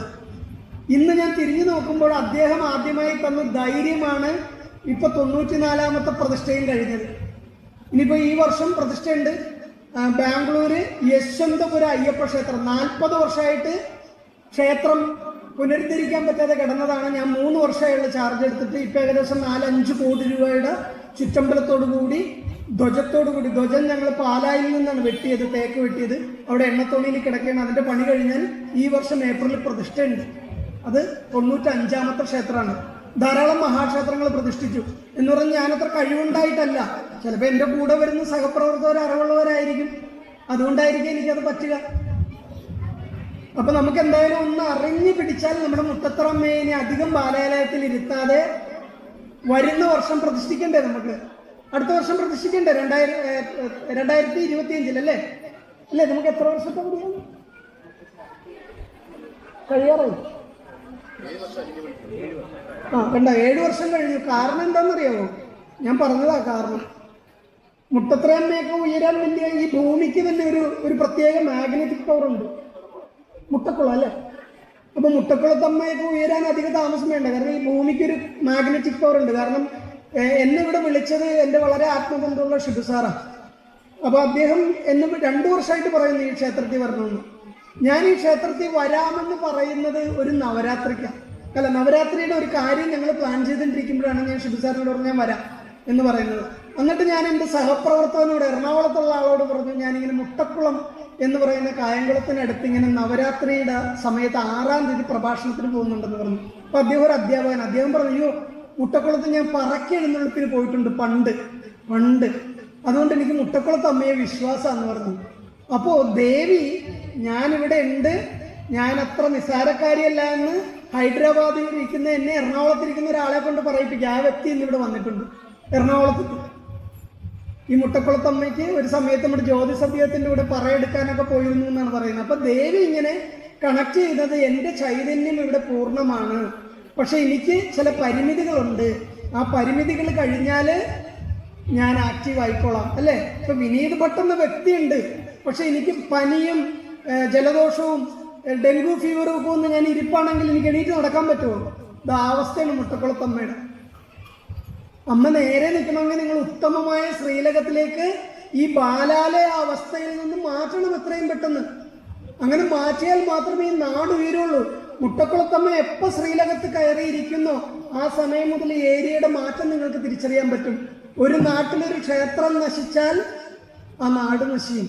ഒരു ക്ഷേത്രം ഉയർന്നാൽ ആ നാടിന്റെ ഉയർച്ച ഒന്ന് വേറെ തന്നെയാണ്. അതിന് ഏറ്റവും വലിയ ഉദാഹരണം അല്ലേ, ഞാനൊക്കെ ഒരു 2000-ല് ഐശ്വര്യ പൂജ നടത്താൻ പോയിട്ടുള്ള ക്ഷേത്രമാണ് മണികെട്ട് എന്ന ക്ഷേത്രം. ഇപ്പൊ മണികെട്ട് ക്ഷേത്രം ഉണ്ടല്ലോ അല്ലെ, എല്ലാവർക്കും അറിയാം. കാരണം എന്താണെന്നറിയോ, നമുക്കിപ്പോ വണ്ടിയൊക്കെ പിടിച്ച് 10 പേരുമായിട്ട് കുറ്റമൊക്കെ പറഞ്ഞ് കുറച്ച് ദൂരെ പോയി പ്രാർത്ഥിച്ചാലേ ഭക്തി വരുള്ളൂ അല്ലേ? മുറ്റത്തുള്ള മുട്ടക്കുളത്തമ്മയുടെ സന്നിധിയിൽ പോവില്ല, പകരം മണികെട്ട് ക്ഷേത്രത്തിൽ പോവും, ചോറ്റാനിക്കരയിൽ പോവും, മൂകാംബിയിൽ പോവും. പക്ഷേ ഞാൻ പഠിച്ച ശാസ്ത്രം ഒന്ന് പറയുന്നു. എന്ത് പറയുന്നു? നമുക്കിവിടെ നാട്ടിലൊരു വേലിത്തർക്കൊണ്ട് നേരെ സുപ്രീം കോടതിയിൽ ആരെങ്കിലും പോകുമോ? ഇല്ലല്ലോ. ആദ്യം പറ്റുമെങ്കിൽ പഞ്ചായത്ത് മെമ്പറിനോട് പറയും, ഇല്ലെങ്കിൽ മാക്സിമം തൊട്ടടുത്തുള്ള മജിസ്ട്രേറ്റ് കോടതിയിൽ പോകും. അവിടെയും പറ്റിയില്ലെങ്കിൽ ജില്ലാ കോടതിയിൽ പോകും. അവിടെയും പറ്റിയില്ലെങ്കിൽ ഹൈക്കോടതി പോകും. അവസാനമല്ലേ സുപ്രീം കോടതിയിൽ. അപ്പൊ നിങ്ങൾ ഇവിടുന്ന് നേരെ വണ്ടിയും മേടിച്ച് ആറ്റുകാലം ചോറ്റാനിക്കരയൊക്കെ പോകുമ്പോൾ അവിടുന്ന് അവർ പറയുന്ന ഒരു കാര്യമുണ്ട്. ആറ്റുകാലമ്മ മുട്ടക്കുളത്ത് അവിടെ ഒരു മജിസ്ട്രേറ്റ് ഇരിക്കില്ല, ആദ്യം അവളെ പരിഹരിക്കുമെന്ന് നോക്കട്ടെ, അതൊക്കെ കഴിഞ്ഞിട്ട് ഞാൻ പരിഹരിക്കാമെന്ന് പറയും. ഈ സയൻസ് തിരിച്ചറിയാതെയാണ് നമ്മൾ പലരും ഇന്ന് ജീവിക്കുന്നത്. ഇതൊരു സയൻസാണ്. മുറ്റത്തുള്ള ദേവതയെ നോക്കാതെ, മുറ്റത്തുള്ള ദേവതയെ തിരിഞ്ഞു നോക്കാതെ നമ്മൾ എവിടെ പോയാലും നമുക്ക് ഉയർച്ചയില്ല. അച്ഛനെ കാണാൻ ഭംഗിയില്ല, കൃഷിക്കാരനാണ്. പക്ഷെ അച്ഛൻ്റെ അനുജൻ ഗൾഫിൽ പോയി കുറച്ച് പൈസയൊക്കെ ഉണ്ടാക്കി മുട്ടക്കുളത്ത് 2 നില വീടൊക്കെ വെച്ചിട്ടുണ്ടെങ്കിൽ ദൂരെ നിന്നെങ്കിലും പറയും മറ്റേ കായ്പുറത്ത് കുട്ടപ്പന്റെ മോളാണ് ഞാനെന്ന് പറയും. കാരണം അറിയപ്പെടുന്ന ഈ കുട്ടപ്പൻ എന്ന് പറഞ്ഞ അച്ഛൻ്റെ അനിയനാണ്. അച്ഛൻ ദിവാകരൻ, പാവത്തിനെ അറിയില്ല, കാരണം കൃഷിക്കാരനാണ്. നാട്ടുകാരുടെ മുന്നിൽ സ്വന്തം അച്ഛനെ വെച്ച് ഒരു പൊങ്ങച്ചം കാണിക്കുന്ന ഒരു കാലഘട്ടത്തിലേക്ക് ഹിന്ദു പോയി. ഇത് തന്നെയാണ് ക്ഷേത്ര ദർശനത്തിന്റെ കാര്യത്തിലും. ഇവിടെ ബാലാലയത്തിൽ ഇരിക്കുന്ന കൊണ്ട് ക്ഷേത്രത്തെ കാണാനൊന്നും ഒരു ഭംഗിയില്ല, എന്നാൽ പിന്നെ ചോറ്റാനിക്കരെ പോയേക്കാന്ന നമ്മുടെ ധാരണ അല്ലേ? ആ ധാരണ മാറ്റണം. മുറ്റത്തുള്ള ക്ഷേത്രത്തെ ഉയർത്തണം കേട്ടോ. ഇവിടെ നടക്കുന്ന നവാഹല്ലേ, നവാഹത്തിന് എല്ലാവരും ദേവീ ഭാഗവതമൊക്കെ കൊണ്ടാണോ വരിക അല്ലേ? എല്ലാവരും കൊണ്ടുവന്ന് നമ്മുടെ പ്രിയ ഗുരുനാഥൻ ചൊല്ലുന്നതിനോടൊപ്പം ചൊല്ലാനൊക്കെ ശ്രമിക്കാറില്ലേ? ഇതിന്റെ അർത്ഥമൊക്കെ മക്കൾക്ക് പറഞ്ഞു കൊടുക്കാറില്ലേ? ക്ഷേത്രത്തിൽ വരുമ്പോൾ തീർത്ഥമൊക്കെ വാങ്ങാറുണ്ടോ? എങ്ങനെയാ വാങ്ങുക? അതൊന്ന് പറഞ്ഞേ. അത് അടിസ്ഥാനമാണ്. പ്ലേ സ്കൂളിൽ പഠിക്കുന്നത് പോലെയാണ്. എങ്ങനെയാണ് ഒരു ക്ഷേത്രത്തിൽ പോയ തീർത്ഥം വാങ്ങുന്നത്? അത് കാണിച്ചു തന്നിട്ട് ഞാൻ ഇവിടുന്ന് പോകുള്ളൂ. നിങ്ങൾ കാണിച്ചില്ലെങ്കിൽ എങ്ങനെയാണ്? ഇങ്ങനെ കൈ നീട്ടും, തീർത്ഥം വാങ്ങും, ഒരു ശബ്ദമൊക്കെ കേൾപ്പിച്ച് കുടിക്കും, ബാക്കി പുറകെ നിൽക്കുന്ന ആളുടെ തലയിലൊഴിക്കും. ഇതാണോ നിയമം? പിന്നെ ഒരു നിയമമില്ല, അത് പറ. ഇത് മുന്നേ ഇരിക്കണമെന്ന് പറയാം. മുന്നേ വന്നിരുന്നതിന് നിങ്ങൾ തന്നെ പറ, ആദ്യം പറ. ക്ഷേത്രത്തിൽ പോകും പറഞ്ഞില്ല, അമ്മ പുറകിരുന്ന് പറയുന്നുണ്ട്. ക്ഷേത്രത്തിൽ പോവും, ഇങ്ങനെ മേടിക്കും. തീർത്ഥത്തിന് ഭാരം കൂടുതലായതുകൊണ്ടാണോ ഒരു കൈ കൊണ്ട് താങ്ങണത്? അല്ല, കാരണം വേണേ എന്ന് ഞാൻ തന്നെ പറയാം. അതാ നല്ലത്. ഈ വിരലിന് എന്താ പ്രത്യേകത? ഇത് ചൂണ്ടി ഞാൻ സംസാരിച്ച് ഇഷ്ടപ്പെടുമോ? നിങ്ങൾക്ക് ആർക്കും ഇങ്ങനെ ഇതാണ് സത്യം, ഇതേ ചെയ്യാവൂ, ഇങ്ങനെ വേണം, ദേവി ഇങ്ങനെയാണ്, ഇങ്ങനെ പറഞ്ഞ് ഇഷ്ടപ്പെടുമോ? സ്വന്തം അച്ഛൻ എനിക്ക് നാളെ ഫീസ് തരണം, ഇങ്ങനെ പറഞ്ഞ് ഇഷ്ടപ്പെടുമോ? ഇപ്പൊ ഈ വിരലിന് എന്തോ ഒരു കുഴപ്പമില്ലേ? ഉണ്ട്. എന്താണിത്? ചൂണ്ടുവിരലാണ്. കുറച്ച് ആസുരീകമായ ചിന്തകൾ, ആസുരീക വാസനകൾ കൂടുതലുള്ള ഒരു സാധനമാണ്. അപ്പൊ ദേവപ്രസാദങ്ങളൊക്കെ വാങ്ങുമ്പോൾ ഈ ചൂണ്ടുവിരൽ ഇങ്ങനെ ചൂണ്ടിയിരിക്കണ്ട. അതിന് പൂർവികർ പറഞ്ഞു, ഇതിനെ അഹങ്കാരം എന്ന് പറഞ്ഞു, ഇതിനെ ബ്രഹ്മം എന്ന് പറഞ്ഞു. അഹങ്കാരത്തെ ബ്രഹ്മത്തിന്റെ കീഴിലാക്കാൻ പറഞ്ഞു. എങ്ങനെ? അഹങ്കാരത്തെ ബ്രഹ്മത്തിന്റെ കീഴിലാക്കുക. വെറുതെ ഒന്ന് ചൂണ്ടുവിരല് തള്ളവിരലിലേക്ക് ഒന്ന് മുട്ടിച്ചേ. ഒരു സയൻസ് പറഞ്ഞു തരാനാ, കൃത്യമായിട്ട് ചെയ്താലേ ഫലം കിട്ടുള്ളൂ. മുട്ടിച്ചോ? ഇവിടെ ഒരു ഞരമ്പ് പൊങ്ങിയതുപോലെ തോന്നിയോ അങ്ങനെ മുട്ടിച്ചപ്പോ? ഞരമ്പ് അവിടെ പൊങ്ങിയിട്ടില്ലെങ്കിൽ ഡോക്ടറെ കാണുന്നതല്ലാണ്, ആ ഞരമ്പ് അവിടെ ഇല്ല എന്നാണ് അതിന്റെ അർത്ഥം. അല്ലേ? അതാ ഈ ഇങ്ങനെ അഹങ്കാരത്തെ ബ്രഹ്മത്തിന്റെ കീഴിലാക്കിയിട്ട് കൈക്കുമ്പിൾ ഇവിടെ ഇങ്ങനെ തീർത്ഥത്തെ വാങ്ങണം. വാങ്ങിയിട്ട് നാക്ക് മുട്ടുന്നത് കൊണ്ട് ചുണ്ടെച്ചിലാണ്. ഇനിയും ദേവപ്രസാദങ്ങൾ വാങ്ങാനുണ്ട്, ഭഗവാനെ തൊഴാനുണ്ട്, ആചാര്യന് ദക്ഷിണ കൊടുക്കാനുണ്ട്, ആരെങ്കിലും നമസ്കരിക്കാനൊക്കെ ഉണ്ടാവും. അപ്പൊ എന്ത് ചെയ്യണം? ഇങ്ങനെ വാങ്ങുന്ന തീർത്ഥം കൈക്കുമ്പിളിലൂടെ ഒഴിക്കണം. എന്നിട്ട് ബാലൻസ് എന്ത് ചെയ്യണം?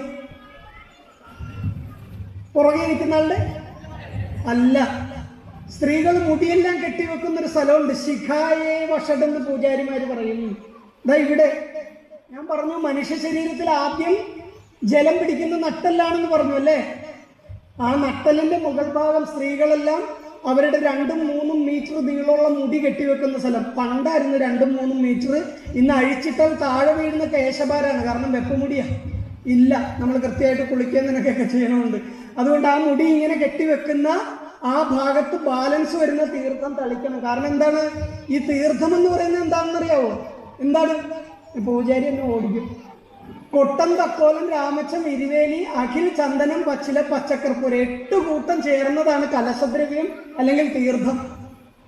ഈ സാധനമാണ് അകത്ത് ഈ പൊടിയിട്ടിട്ട് ആ ദേവനെ അഭിഷേകിച്ച ജലം, ആ ദേവചൈതന്യം, മാഗ്നറ്റിക് പവർ ആകുന്ന ദേവചൈതന്യത്തെ അഭിഷേകം ചെയ്ത ജലവും ഈ പുണ്യാഹവും കൂടെ മിക്സ് ചെയ്തിട്ടാണ് ഭക്തന് തീർത്ഥം കൊടുക്കേണ്ടത്. രാവിലെ വന്നിട്ട് ശുദ്ധമായ മനസ്സോടുകൂടി ഇങ്ങനെ കൈക്കുമ്പിളിൽ വാങ്ങി സേവിക്കുന്ന ഈ തീർത്ഥത്തിലുള്ള ആയുർവേദ ഔഷധ വീര്യം മുഴുവൻ നമ്മുടെ ശരീരത്തിലെത്തും. അതിനുശേഷം ശുദ്ധമായ ചന്ദനം, അരച്ച ചന്ദനം നെറ്റിയിൽ തൊടുമ്പോൾ നമുക്ക് നല്ല ചിന്ത ഉണ്ടാകുമെന്ന് പൂർവികർ റിസർച്ച് ചെയ്തതിന്റെ ഫലമാണ് തീർത്ഥത്തിൽ 8 കൂട്ടം ഇടണമെന്ന് പറഞ്ഞത്. ഇല്ലെങ്കിൽ ഇന്ന് കമ്മിറ്റിക്കാർ മേടിച്ചു കൊടുത്തിട്ട് പോയാൽ മതി, ഞാൻ ലിസ്റ്റ് എഴുതി തരാം. ക്ഷേത്രത്തിൽ വരുന്ന ഭക്തജനങ്ങൾ ആയുർവേദ എനർജിയുള്ള തീർത്ഥം കുടിക്കണം, എന്നാലേ ആ ക്ഷേത്രത്തിൽ പിറ്റേ ദിവസം പോകാൻ പറ്റുള്ളൂ അല്ലേ? അപ്പൊ ഞാൻ പറഞ്ഞത്, ഇങ്ങനെ കൈവച്ചിട്ട് ഈ കൈക്കുമ്പിളിൽ തീർത്ഥം വാങ്ങുമ്പോൾ ഈ 8 കൂട്ടം ഇട്ട കലശദ്രവ്യം ഇട്ട തീർത്ഥത്തിന്റെ ആയുർവേദിക് എനർജി ഈ പൊങ്ങി നിൽക്കുന്ന ഞരമ്പിലൂടെ ശിഖയിൽ വന്നിട്ട്, ശിഖ എന്ന് പറയുന്നത് ഇവിടെയാണ്, ഈ ഞരമ്പ് ഡയറക്റ്റ് കണക്ട് ചെയ്യുന്ന ഇവിടെയാണ്. ഈ ഞരമ്പിൽ വന്നിട്ട് ഉദ്ദീപിപ്പിക്കും, നമ്മുടെ ചിന്തകളെ ഉദ്ദീപിപ്പിക്കും. കുടിക്കുന്നതിന് മുമ്പേ ആ എനർജി നമ്മുടെ ബോഡിയിലെത്തും അല്ലെ? തലവേദന ഉണ്ടാകുമ്പോൾ ബാം പുരട്ടില്ലേ, ബലം കിട്ടില്ലേ? അപ്പൊ തന്നെ വേദന ഉണ്ടാകുമ്പോൾ വേദന സംഹാരി വരട്ടില്ലേ? വേദന ഇവിടെ ഉണ്ടെങ്കിലും വേദന അവിടെ വേദന ഉണ്ടെന്ന് അറിയിക്കുന്ന തലച്ചോറല്ലേ? ആ തലച്ചോറിന്റെ പ്രതിഭാസമല്ലേ നമ്മളെ വേദന ഉണ്ട് എന്ന് തോന്നിപ്പിക്കുന്നത്? എന്ന് പറഞ്ഞതുപോലെ ആയുർവേദിക് എനർജി ബാം പുരട്ടും പോലെയാണ്. കയ്യിൽ വന്ന് വീണുടനെ തന്നെ ആ തീർത്ഥത്തിന്റെ ആയുർവേദിക് എനർജി നമ്മുടെ ഞരമ്പുകളെ ഉദ്ദീപിപ്പിച്ച്, ഞാൻ ഈ തീർത്ഥം സേവിച്ചിട്ടുണ്ട്, എനിക്ക് ആരോഗ്യമുണ്ടാവും, നല്ല ചിന്തയുണ്ടാകും എന്നുള്ളൊരു സാധനം തന്നു കഴിഞ്ഞു. ബാലൻസ് ഉള്ള ശിഖയിൽ തളിച്ചാൽ കുറച്ചുകൂടെ എനർജിയായി. അതിനുശേഷം പൂജാരി തരുന്ന നല്ല അരച്ച ചന്ദനം വാങ്ങിയിട്ട് എന്ത് ചെയ്യണം? ഈ ചൂണ്ടുവിരൽ കൊണ്ടാണോ? അല്ലല്ലോ, മോതിരവിരൽ കൊണ്ട് ആ ചന്ദനത്തെ നെറ്റിയിൽ പരട്ടണം. നല്ല തണുപ്പാ ചന്ദനം, അരച്ച ചന്ദനം എന്ന് പറയുന്നത് നല്ല തണുപ്പാ. അത് നെറ്റിയിൽ പെരട്ടി നല്ല ചിന്തയോടുകൂടി എൻ്റെ അടുത്ത് നിൽക്കുന്ന ആൾക്ക് കൂടെ നന്മ വരട്ടെന്ന് പ്രാർത്ഥിച്ചിട്ടില്ലേ അമ്പലത്തിൽ നിന്ന് പോണത്? ഇവിടെ വരുന്നതേ സരള എന്നോട് ഇന്നലെ അവൾ അങ്ങനെ പെരുമാറി, എൻ്റെ പുട്ടക്കുളത്തമ്മേ സരള, ശത്രു സംഹാരം. ഇതിനാണ് അമ്പലത്തിൽ വരുന്നത്. നിങ്ങൾ കൊണ്ടുപോയി 26 രൂപ കൊടുത്ത് രക്തപുഷ്പാഞ്ജലി നടത്തിയാൽ സരളേനെ കൊല്ലാൻ മുട്ടക്കുളത്തമ്മ കൊട്ടേഷനൊന്നും എടുത്തിരിക്കുന്ന ഗുണ്ടയൊന്നും അല്ല. അതാദ്യം തിരിച്ചറിയണം. ഒരു ക്ഷേത്രത്തിലെ ദേവതകളും ശത്രു സംഹാരാർത്ഥം നിങ്ങൾ കൊണ്ട് 25 രൂപ കമ്മീഷൻ കൊടുത്താൽ അടുത്ത ആളെ തട്ടുന്ന മൂർത്തിയേ അല്ല. അതൊക്കെ നിങ്ങളുടെ തെറ്റായ ധാരണയാണ്. ഞാനെന്ന ഭാവത്തെയും അവൾ എൻ്റെ ശത്രുവാണെന്ന ഭാവത്തെയും സംഹരിക്കുവാനാണ് ക്ഷേത്രങ്ങളിൽ ശത്രു സംഹാര പുഷ്പാഞ്ജലി. എന്തിനാണ്? ഞാൻ അവളുടെ ശത്രുവാണ്, അവൾ എൻ്റെ ശത്രുവാണെന്നുള്ള ഭാവത്തെ നിങ്ങളുടെ മനസ്സിൽ നിന്ന് ആദ്യം സംഹരിച്ചു കളയുവാനാണ് ശത്രു സംഹാര പുഷ്പാഞ്ജലി. അങ്ങനെ തങ്കമ്മയമ്മ 20 പ്രാവശ്യമോ 15 പ്രാവശ്യമോ സരളക്കെതിരെ ശത്രു സംഹാര പുഷ്പാഞ്ജലി നടത്താൻ വരും. ഒരു 10 പ്രാവശ്യം കഴിയുമ്പോൾ നടന്നു പോകുമ്പോൾ സരള ചിരിച്ചതായിട്ട് തോന്നും. അപ്പൊ തങ്കമ്മ പറയും, ഏറ്റിട്ടുണ്ട്, അവൾ എന്നെ കണ്ട് ചിരിച്ചു. സത്യത്തിൽ ഈ സംഹാരം മനസ്സിൽ നിന്ന് പോയി തങ്കമ്മയാണ് ചിരിച്ചത് ആദ്യം. അത് തിരിച്ചറിയാനുള്ള കഴിവ് നമുക്ക് ഇല്ലാണ്ട് വരുന്നതാണ് നമ്മുടെ പരാജയം, അല്ലെ? ഈശ്വരൻ എന്ന് പറയുന്ന വാക്കിന്റെ അർത്ഥം തന്നെ ഇഹ പര അനശ്വര എന്നാണ്. ഇപ്പോഴും എപ്പോഴും അനശ്വരമായത്, ഒരിക്കലും നശിപ്പിക്കാൻ പറ്റാത്തത്. എന്താണത്? ഈശ്വരൻ സ്നേഹമാണ്. ആ സ്നേഹത്തെ ഒഴുക്കുന്ന സ്ഥലമല്ലേ ക്ഷേത്രം? ക്ഷേത്രത്തിനൊരു പേരില്ലേ? എന്താണ് മലയാളം പേര്? മലയാളം അല്ല, തമിഴാണ്. പക്ഷെ നമ്മൾ മലയാളമാണെന്നും പറഞ്ഞിരിക്കണേ. അമ്പലം ഇല്ലേ? എന്താണ് ഈ അമ്പലത്തിന്റെ അർത്ഥം? അതമ്മ പറയുന്നത്. എന്താണ് അമ്പലം? അല്ലെങ്കിൽ അവിടെ ഇരിക്കണം അമ്മ പറയണം, മൈക്ക് കൊണ്ട് കൊടുത്തിട്ട് വാങ്ങാത്ത അമ്മ. എന്താണ് അമ്പലം?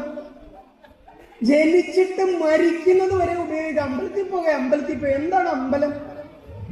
അത് മലയാളം അല്ല, ഒരു തമിഴ് വാക്ക. അൻപ് എന്ന് പറഞ്ഞാൽ സ്നേഹം. അൻപ് ലായേതി ഇത് അൻപാലയം. അൻപ് ലായം ചെയ്യുന്ന സ്ഥലം അൻപാലയം. അൻപാലയം നമ്മൾ തിരുവനന്തപുരം പറഞ്ഞ് തിരുവനന്തപുരം ആക്കിയതുപോലെ, തൃശ്ശിവപേരൂർ പറഞ്ഞ് തൃശ്ശൂർ ആക്കിയതുപോലെ, ഋഷിനാഗക്കുളം പറഞ്ഞ് എറണാകുളം ആക്കിയതുപോലെ, അല്ലെ? തൃക്കാൽക്കര പറഞ്ഞ് എന്താണ് തൃക്കാക്കരയാക്കിയതുപോലെ, മൈസമ്മനൂർ പറഞ്ഞ് മൈസൂർ ആക്കിയതുപോലെ, അൻപാലയം പറഞ്ഞ് നമ്മൾ അമ്പലമാക്കിയതാ. അൻപലായേതി ഇത് അൻപാലയം. സ്നേഹത്തെ ഒഴുകുന്ന സ്ഥലം. ഈശ്വരൻ എന്ന് പറഞ്ഞ സ്നേഹമാണ്. ആ സ്നേഹത്തെ ഒഴുക്കുന്ന സ്ഥലം. ഈ ഈശ്വരൻ എന്ന് പറയുന്ന വാക്കിന്റെ അർത്ഥം സ്നേഹമാണ്. ഈശ്വരൻ അത് നമുക്ക് മനസ്സിലായില്ല. പകരം ഇംഗ്ലീഷുകാർ കൊണ്ടുപോയി ഒന്നുകൂടെ മെയിൻറ്റെയിൻ ചെയ്ത് നമുക്ക് തന്നെ തന്നു. God is love. അപ്പൊ നമുക്ക് ബോധം ഉണ്ടായി. ദശാവതാരം എന്ന് പറയുന്ന മത്സ്യം, കൂർമ്മം, വരാഹം തുടങ്ങി കൽക്കി വരെയുള്ള 10 അവതാരം മനുഷ്യന്റെ പരിണാമ സിദ്ധാന്തമാണെന്ന് നമ്മളെ ദശാവതാരത്തിലൂടെ നമ്മുടെ പൂർവികർ പഠിപ്പിച്ചപ്പോൾ നമുക്കിതിനെക്കുറിച്ച് ബോധം ഉണ്ടായില്ല. പകരം ഡാർവിൻ ഇതിനെ കൊണ്ടുപോയി പരിണാമ സിദ്ധാന്തം എന്ന പേരിൽ ഭാരതത്തിന് സംഭാവന ചെയ്തു. ഡാർവിൻ പറഞ്ഞു, എന്റെ പരിണാമ സിദ്ധാന്തത്തിന് അടിസ്ഥാനമായത് ഭാരതത്തിലെ ദശാവതാരമാണെന്ന് പറഞ്ഞു. ഒരു മനുഷ്യചക്രമാണ് ദശാവതാരം. ഇത് തന്നെയാണ് ഡാർവിന്റെ പരിണാമ സിദ്ധാന്തം. നമ്മളൊന്നും ഹിന്ദുക്കൾ ഒരിക്കലും നമ്മുടെ ശാസ്ത്രത്തെ നേരിട്ട് പറഞ്ഞാൽ അത് അന്ധവിശ്വാസമാണെന്ന് തള്ളിക്കളയും. പകരം ഇത് വിദേശികൾ കൊണ്ടുവന്നാൽ നമ്മൾ സ്വീകരിക്കും. അതിന് ഏറ്റവും വലിയൊരു ഉദാഹരണമാണ് പണ്ട് കാലത്ത് ഇവിടുത്തെ വലിയ നായർ തറവാടുകൾ എടുത്താലും, വലിയ വലിയ നായർ എന്നല്ല, ജാതി എന്നല്ലവരുടെ ഏതൊരു തറവാട് എടുത്താലും കൂട്ടുകുടുംബമായിരുന്ന സമയത്ത് അവരുടെ കന്നിമൂലയിൽ ഒരു വലിയ കാവുണ്ടായിരുന്നു. അവിടെ ഒരു കുളം ഉണ്ടായിരുന്നു. നിറയെ എന്തുണ്ടായിരുന്നു? മുള. കണ്ടിട്ടുണ്ടോ? മുള, ബാമ്പു മുള. കേട്ടിട്ടേ ഇല്ല, ആദ്യമായിട്ട് കേൾക്കേ. ഉണ്ടായിരുന്നു പണ്ടത്തെ നായർ തറവാടുകൾ. വലിയ വലിയ തറവാടുകളിലെ കന്നിമൂലയില് മുളക്കൂട്ടങ്ങൾ ഉണ്ടായിരുന്നു. അവിടെ അച്ഛനും അച്ഛൻ്റെ അഞ്ചനും അച്ഛൻ്റെ അനിയത്തിയും അവരുടെ മക്കളും അങ്ങനെ കൂട്ടുകുടുംബത്തോടു കൂടി വാണിരുന്നു, അല്ലേ? ഈ മുളയ്ക്കൊരു ധർമ്മം ഉണ്ടായിരുന്നു. ശബ്ദതരംഗത്തെ ശുദ്ധി ചെയ്യുവാൻ മുളക്കുള്ള ഒരു ശക്തി നമ്മുടെ പൂർവികർ തിരിച്ചറിഞ്ഞിട്ടാണ് കൂട്ടുകുടുംബത്തിൽ ഈ മുള വെച്ചിരുന്നത്. പാമ്പ് വരുമെന്നും പറഞ്ഞ് നമ്മളിത് വെട്ടിക്കളഞ്ഞു തുടങ്ങി. അപ്പൊ ഇപ്പൊ കൂട്ടുകുടുംബം ഇല്ല. സ്വന്തം ചേട്ടനും നിന്ന് തമ്മിലടിച്ചിട്ട് 5 സെന്റ് ഭൂമിയിൽ 2 വീട് വെച്ച് ഏറ്റവും വലിയ മതിൽ കെട്ടിയിട്ടാണ് താമസിക്കുന്നത് ഇപ്പൊ, അല്ലേ? പക്ഷെ ഇത് ഇന്ത്യയിൽ അല്ലെങ്കിൽ ഭാരതത്തിൽ എന്ത് ബിസിനസ് ചെയ്യണമെന്ന് ചൈനക്കാർ ചിന്തിച്ചു. അപ്പൊ അവർ കണ്ടെത്തി, ഭക്തി ബിസിനസ് ചെയ്താൽ ഭാരതക്കാർ വാങ്ങും. ഐശ്വര്യം 1000 രൂപയ്ക്ക് കായംകുളം മാർക്കറ്റിൽ കൊടുക്കുന്നുണ്ടെന്ന് അറിഞ്ഞാൽ നമ്മൾ ചോറ്റുപാത്രമായിട്ട് പോകും. 1000 രൂപയല്ലേ ഉള്ളൂ, പിന്നെക്കടമ്പിൽ ഐശ്വര്യം വാങ്ങാം എന്നും പറഞ്ഞ് പോകുന്നവരാണ് നമ്മൾ. ചൈനക്കാർ റിസർച്ച് ചെയ്തിട്ട് ചൈനീസ് ബാമ്പു എന്നും പറഞ്ഞ 1000 രൂപയ്ക്ക് നിങ്ങളുടെ വീട്ടിലേക്ക് ഐശ്വര്യം തന്നു. നിങ്ങളെല്ലാം വാങ്ങിച്ച് പെരക്കകത്ത് വെച്ചു. 6 മാസം കഴിഞ്ഞപ്പോൾ അത് ഉണങ്ങിപ്പോയി. വീണ്ടും ഐശ്വര്യം ഉണങ്ങാതിരിക്കാൻ വീണ്ടും വാങ്ങി. ചൈനക്കാരെ നിങ്ങളെല്ലാവരും കൂടെ വളർത്തിയില്ലേ, കോടീശ്വരന്മാരാക്കിയില്ലേ ഭക്തിയുടെ പേരിൽ? ഈ സാധനം സ്വന്തം വീടിന്റെ കന്നിമൂലയിൽ ആർത്തൊലിച്ച് നിന്നപ്പോൾ നിങ്ങൾ അത് പാമ്പൂര് എന്നും പറഞ്ഞ് വെട്ടിക്കളഞ്ഞു. പെന്റേക്കോസ്റ്റുകാരെ അടിച്ചിറക്കിയ ഒരു കാര്യമുണ്ട്. അത് കേട്ട് മണ്ടൻ ഹിന്ദു വീട്ടിൽ നിന്ന് കൃഷ്ണന്റെ ഓടക്കുഴൽ ഊരിക്കളഞ്ഞില്ലേ ഒരു സമയത്ത്? ശ്രീകൃഷ്ണൻ ഓടക്കുഴലും പിടിച്ചിരുന്നാൽ ഐശ്വര്യത്തെ ഊതി അകറ്റുമെന്നും പറഞ്ഞ് സ്വന്തം വീട്ടിലെ ഓടക്കുഴൽ ഊതി മാറ്റി എത്ര ആൾക്കാരുണ്ട് ഇവിടെ? എവിടെയാണ് കൃഷ്ണൻ ഓടക്കുഴൽ കൊണ്ട് ഊതിയിട്ട് ഐശ്വര്യം പോയിട്ടുള്ളത്? അപ്പൊ ഹിന്ദുവിന്റെ ആചാരത്തെ എങ്ങനെയെങ്കിലുമൊക്കെ കൺഫ്യൂഷനാക്കി നിങ്ങളെ ഈ ആചാരത്തിൽ നിന്ന് ദൂരെ അകറ്റാൻ വേണ്ടിയിട്ട് പലതും ട്രൈ ചെയ്തു. ഇപ്പൊ കണ്ടില്ലേ, ഇതൊരു പ്രത്യേക പത്രമാണ്, ഇതിൽ മാതാവ് കുടികൊള്ളുന്നുണ്ട്, ഈ പത്രം വെച്ച് ഇങ്ങനെ ഉറങ്ങിയാൽ ഹൃദയ സംബന്ധമായ രോഗം പോകും എന്നും പറഞ്ഞ് ഓരോ പള്ളിക്കാര്, സത്യസന്ധരായ ക്രിസ്ത്യാനികൾ വാഴുന്ന നാടാണ് നമ്മുടെ നാട്. അവരൊന്നും ഇങ്ങനെയുള്ള തട്ടിപ്പിന് പോവില്ല. പക്ഷെ പെന്റേക്കോസ്റ്റ് പോലുള്ള ആൾക്കാര് കൃപാസനം അത് ഇത് എന്ന് പറഞ്ഞിട്ട് ആ പള്ളിയുടെ മുന്നിൽ പോയാൽ ഏറ്റവും കൂടുതൽ കാണുന്നത് ഹിന്ദുക്കളെയാണ്. ഈ 33 കോടി ദേവന്മാരുണ്ടായിട്ട് ഈ മുഴുവൻ കാര്യങ്ങൾക്കും ചികിത്സിക്കുവാനുള്ള വൈദ്യന്മാരാകുന്ന ഈശ്വരന്മാർ നമുക്കുണ്ടായിട്ട് നമ്മൾ ഒരു കൃപാസനം പത്രം മേടിച്ചു വെച്ച് കിടന്ന് ഉറങ്ങേണ്ട വല്ല കാര്യമുണ്ടോ? നമുക്കില്ലാത്തതാണോ മറ്റുള്ളവർക്കുള്ളത്? കടലാകുന്ന ശാസ്ത്രത്തിന്റെ അധിപതികളാണ് ഹിന്ദുക്കള്. അത് തിരിച്ചറിയണം, അല്ലേ? എന്തിനാണ് ഹിന്ദുക്കൾക്ക് 33 കോടി ദേവതകള്? ഇവിടെ വന്നാൽ അതിന്റെ ആൻസർ അറിയണം. എന്തിനാണ്? ഒരു ഈശ്വരൻ പോരെ നമുക്ക്? മറ്റുള്ളവർ പറയില്ല ഞങ്ങൾ ഏകദൈവ വിശ്വാസികളാണ്, ഞങ്ങൾക്ക് ഒരു ദൈവം ഉള്ളെന്ന്. ആ ഒരു ദൈവം ഉള്ളെന്ന് 10-15 വർഷം മുമ്പ് പറഞ്ഞവരൊക്കെ ഇപ്പോൾ അവർ തുടങ്ങിയിട്ടുണ്ട് 33 കോടി ദൈവന്മാരെയും പള്ളികളും ചർച്ചുകളും ഒക്കെ. ഹിന്ദുവിന് ഏകദൈവം എല്ലാം ഒന്നാണ് ഹിന്ദുവിൻ്റെത്. പക്ഷേ നിങ്ങൾ ആശുപത്രി പോയിട്ടുണ്ടോ? മെഡിക്കൽ കോളേജിൽ നിങ്ങൾ തൊട്ടടുത്ത ആശുപത്രി പോയിട്ടുണ്ടോ? മനുഷ്യ ശരീരത്തെ ചികിത്സിക്കുവാൻ ഡോക്ടർ എന്ന് പറയുന്ന ഒരാൾ പോരെ? MBBS പഠിച്ചത് എന്തിനാണ്? ദന്ത ഡോക്ടർ എന്തിനാണ്? ഐ സർജൻ എന്തിനാണ്? ഞരമ്പിനൊരു ഡോക്ടർ എന്തിനാണ്? പ്രഗ്നൻസിക്ക് ഒരു ഡോക്ടർ എന്തിനാണ്? ഡോക്ടർ ഒരാൾ പോരെ നമ്മളെ ചികിത്സിക്കാൻ? നമ്മുടെ ശരീരത്തിലുണ്ടാകുന്ന അല്ലെങ്കിൽ നമുക്ക് ദശാകാലങ്ങൾക്ക് അനുസൃതമായി ഉണ്ടാകുന്ന മാറ്റങ്ങൾ, ഇല്ലെങ്കിൽ നമ്മളുടെ പ്രകൃതിയുമായി ചേരാതെ വരുമ്പോൾ നമുക്കുണ്ടാകുന്ന പ്രോബ്ലങ്ങൾ, ഇതിനെ എളുപ്പത്തിൽ കണ്ടുപിടിച്ച് ചികിത്സിക്കാനല്ലേ ഓരോ ഡോക്ടറെ ഓരോ വിഭാഗമായി തിരിച്ചിട്ടുള്ളത്. ഇത് അത്രേ ഉള്ളൂ ഹിന്ദുവിന്റെ ഈ ഇരിക്കുന്ന മുഴുവൻ ദേവന്മാരും. നമ്മുടെ ദശാകാലങ്ങൾക്ക് അനുസരിച്ച് നമുക്ക് വരുന്ന ദോഷങ്ങളെ മാറ്റുവാൻ MBBS പഠിച്ച ഒരു ഡോക്ടറെ ന്യൂറോ സർജൻ ആയി എങ്കിൽ, ഡെന്റിസ്റ്റ് ആയി എങ്കിൽ, അല്ലെങ്കിൽ വേറൊരു കാര്യത്തിലേക്ക് പോയി എങ്കിൽ, ചികിത്സയുടെ എളുപ്പത്തിനാണെങ്കിൽ, നമ്മുടെ ചികിത്സയുടെ എളുപ്പത്തിനാണ് നമുക്ക് ഈ 33 കോടി ദേവതകള്, അല്ലേ? സൂര്യദശ വന്നാൽ നമുക്ക് ശിവനെ പ്രാർത്ഥിക്കാം, സൂര്യനെ പ്രാർത്ഥിക്കാം. രാഹുദശ വന്നാൽ സർപ്പദൈവങ്ങൾക്ക് ഊട്ട് നടത്താം, അല്ലേ? ദുരിതം വന്നാല് ഭഗവതിനടുത്ത് പോവാം. ഐശ്വര്യം ഉണ്ടാകാൻ വിഷ്ണുവിനെ പ്രാർത്ഥിക്കാം. അങ്ങനെ നമ്മുടെ അഭിരുചിക്കനുസരിച്ചിട്ട് പ്രാർത്ഥിക്കാൻ വേണ്ടിയിട്ടല്ലേ നമുക്ക് ഈ ദേവതകള്. ഇപ്പൊ ഞാൻ രാവിലെ അപ്പം കഴിക്കുന്നയാളാണ്, വേറൊരാൾക്ക് അപ്പം തന്നെ വേണമെന്നുണ്ടോ? പുട്ട് കഴിക്കാനായിരിക്കും ഇഷ്ടം, അല്ലേ? വേറൊരാൾക്ക് രാവിലെ ചോറ് കഴിക്കാനായിരിക്കും ഇഷ്ടം, അല്ലേ? അപ്പൊ അത് ഹിന്ദുത്വത്തിലല്ലേ ഉള്ളൂ ഭക്തന്റെ അഭിരുചിക്കനുസരിച്ച് പോയി പ്രാർത്ഥിക്കാൻ പറ്റുള്ളൂ. ഇല്ലെങ്കിൽ എല്ലാം ഒന്നാണ്. ഈ ഒരു പഴം ചീത്തയാണേലും മോശമാണേലും കഴിക്കണ്ടേ നമ്മള്? പക്ഷെ പലതരത്തിലുള്ള പഴങ്ങളുണ്ടെങ്കിൽ നമുക്ക് ഇഷ്ടമുള്ള കഴിച്ചാൽ പോരെ. അപ്പൊ ഹിന്ദുവിന് യാതൊരുവിധ റെസ്ട്രിക്ഷൻസും ഇല്ല, നിയന്ത്രണങ്ങളൊന്നും ഇല്ല. നിങ്ങൾക്ക് ഇഷ്ടം മുട്ടക്കുളത്തമ്മയെ ഭജിക്കുന്നവർക്ക് മുട്ടക്കുളത്തമ്മയെ ഭജിക്കാം, ഓച്ചിറയിൽ പോകേണ്ടവർക്ക് ഓച്ചിറയിൽ പോവാം. നമുക്ക് യാതൊരുവിധ റെസ്ട്രിക്ഷൻസും ഇല്ല. കാരണം എന്താണ്? ഭക്തന്റെ അഭിരുചിക്കനുസരിച്ച് പ്രാർത്ഥിക്കുവാൻ ഹിന്ദുത്വത്തിൽ മാത്രമേ ഉള്ളൂ, ഹിന്ദുധർമ്മത്തിൽ മാത്രമേ ഉള്ളൂ പ്രതിവിധി. ലോകാ സമസ്ത സുഖിനോ ഭവന്തു എന്ന് പറഞ്ഞിട്ടുള്ളത് ആരാ? ഹിന്ദുക്കളാണ്. നമ്മൾ പറയാറുണ്ടോ മുട്ടക്കുളത്തമ്മ മാത്രമാണ് ദൈവം, മുട്ടക്കുളത്തമ്മയെ മാത്രമേ പ്രാർത്ഥിക്കാവൂ, മുട്ടക്കുളത്തമ്മയല്ലാതെ വേറൊരു ദൈവം ഇല്ലാതെ നിങ്ങൾ ആരുടെങ്കിലും പറയുമോ? അല്ലെങ്കിൽ ശ്രീകൃഷ്ണനാണ് ഞങ്ങളുടെ ഈശ്വരൻ, കൃഷ്ണനല്ലാതെ മറ്റൊരു ദൈവമില്ലാന്ന് നിങ്ങൾ പറയുമോ? അപ്പോൾ നിങ്ങൾ ആലോചിക്കുക, ഏതൊരു വസ്തുവിന് വേണ്ടി ഓവറായിട്ട് പരസ്യം ചെയ്യുന്നു. ഇപ്പൊ മഹാവിഷ്ണുവിന്റെ അവതാരമായിട്ടുള്ള വിഷ്ണുമായയുടെ കാലമാണ്. എവിടെ നോക്കിയാലും വിഷ്ണുമായ ബിസിനസ്സുകാരാണ്. ഇപ്പോൾ പരസ്യം ഭയങ്കരമാണ്. വിഷ്ണുമായ ഇവിടെ വന്നാൽ നിങ്ങളുടെ സർവ്വരോഗങ്ങളും മാറ്റുന്നു. ഈശ്വരന്മാർക്ക് പരസ്യമൊന്നും വേണ്ട, അല്ലേ? അത് ചില ഹോസ്പിറ്റലുകളുടെ പരസ്യം പോലെ ആയിപ്പോ. ഗുരുവായൂരപ്പനെ കാണാൻ വേണ്ടി പരസ്യം വേണോ നിങ്ങൾക്ക്? വേണോ? ഗുരുവായൂർ ക്ഷേത്രത്തിലെ അത്ഭുത ലീലകൾ. ഭഗവാൻ നിങ്ങളുടെ രോഗത്തെ മാറ്റുന്നു. നിങ്ങൾ ഗുരുവായൂരേക്ക് വരുമെന്നും പറഞ്ഞ് എത്ര പരസ്യം അമ്മ കണ്ടിട്ടുണ്ട്? ഉണ്ടോ? മുട്ടക്കുളത്തമ്മയുടെ അത്ഭുത ലീലകൾ. നിങ്ങൾ മുട്ടക്കുളത്ത് വരുമെന്നും പറഞ്ഞ് പരസ്യം ചെയ്തിട്ടുണ്ടോ ഇവിടെ? ഇല്ല. ഇവിടുത്തെ ആഘോഷങ്ങളെയും ആചാരങ്ങളെയും ജനങ്ങളിൽ അറിയിച്ചിട്ടേ ഉള്ളൂ. നമ്മളാരോടും പറഞ്ഞിട്ടില്ല മുട്ടക്കുളത്ത് വരണം, മുട്ടക്കുളത്ത് വന്നാൽ നിങ്ങളുടെ മുട്ടുവേദന മാറും, മുട്ടക്കുളത്ത് വന്നാൽ നിങ്ങളുടെ തലവേദന മാറും, അതിനുള്ള നമ്മളാരോടും പറയാറില്ല. കാരണം എന്താണ്? നമ്മുടെ ഈശ്വരന്മാർക്ക് ആർക്കും പബ്ലിസിറ്റിയുടെ ആവശ്യമില്ല. കാരണം ഇത് പ്രകൃതിയുമായി ഇണങ്ങി നിൽക്കുന്ന ഒരു പ്രക്രിയയാണ്, അല്ലേ?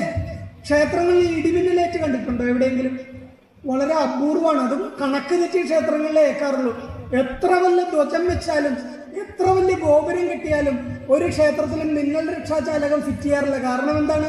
പ്രകൃതിയിലുള്ള ഏതൊരു എനർജിയും വലിച്ചെടുത്ത് ഒരു ജീവജാലങ്ങൾക്കും ദോഷം വരാതെ ഭൂമിയിലേക്ക് എർത്ത് ചെയ്ത് വിടുവാൻ ക്ഷേത്ര നിർമ്മിതിക്ക് ഒരു കഴിവുണ്ട്. അതുകൊണ്ട് എത്ര വലിയ ഇടിമിന്നലുണ്ടായാലും ക്ഷേത്രഭൂമിയിൽ വന്ന് നിന്നാൽ ഇടിമിന്നലേക്കില്ല. കാരണം കണക്കൊത്ത നിർമ്മിതിയാണ്. ഞാൻ കണക്കൊത്ത ക്ഷേത്രങ്ങളാണ് പറയണത്. കണക്ക് തെറ്റി ക്ഷേത്രം കെട്ടിയിട്ട് ഇതിനെ തിരിച്ചു തർക്കിക്കാൻ വരരുത്. നമ്മുടെ വീട് കെട്ടുന്നത് പോലെയല്ല ക്ഷേത്രങ്ങൾ കെട്ടുക, കേട്ടോ?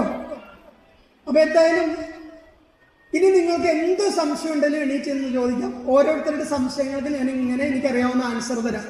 സംശയം ഉണ്ടേ മതി. പ്രഭാഷണത്തിന് സമയം വളരെ കുറവായതുകൊണ്ടാണ്. അല്ലെങ്കിൽ ഞാനൊരു 2-3 മണിക്കൂർ ഇങ്ങനെ നിന്ന് പറഞ്ഞുകൊണ്ടിരിക്കും, നിങ്ങൾ കേട്ടുകൊണ്ടിരിക്കും. അപ്പോൾ എന്തെങ്കിലും സംശയം ഉണ്ടെങ്കിൽ നിങ്ങൾ കൈ പൊക്കിയാൽ മതി.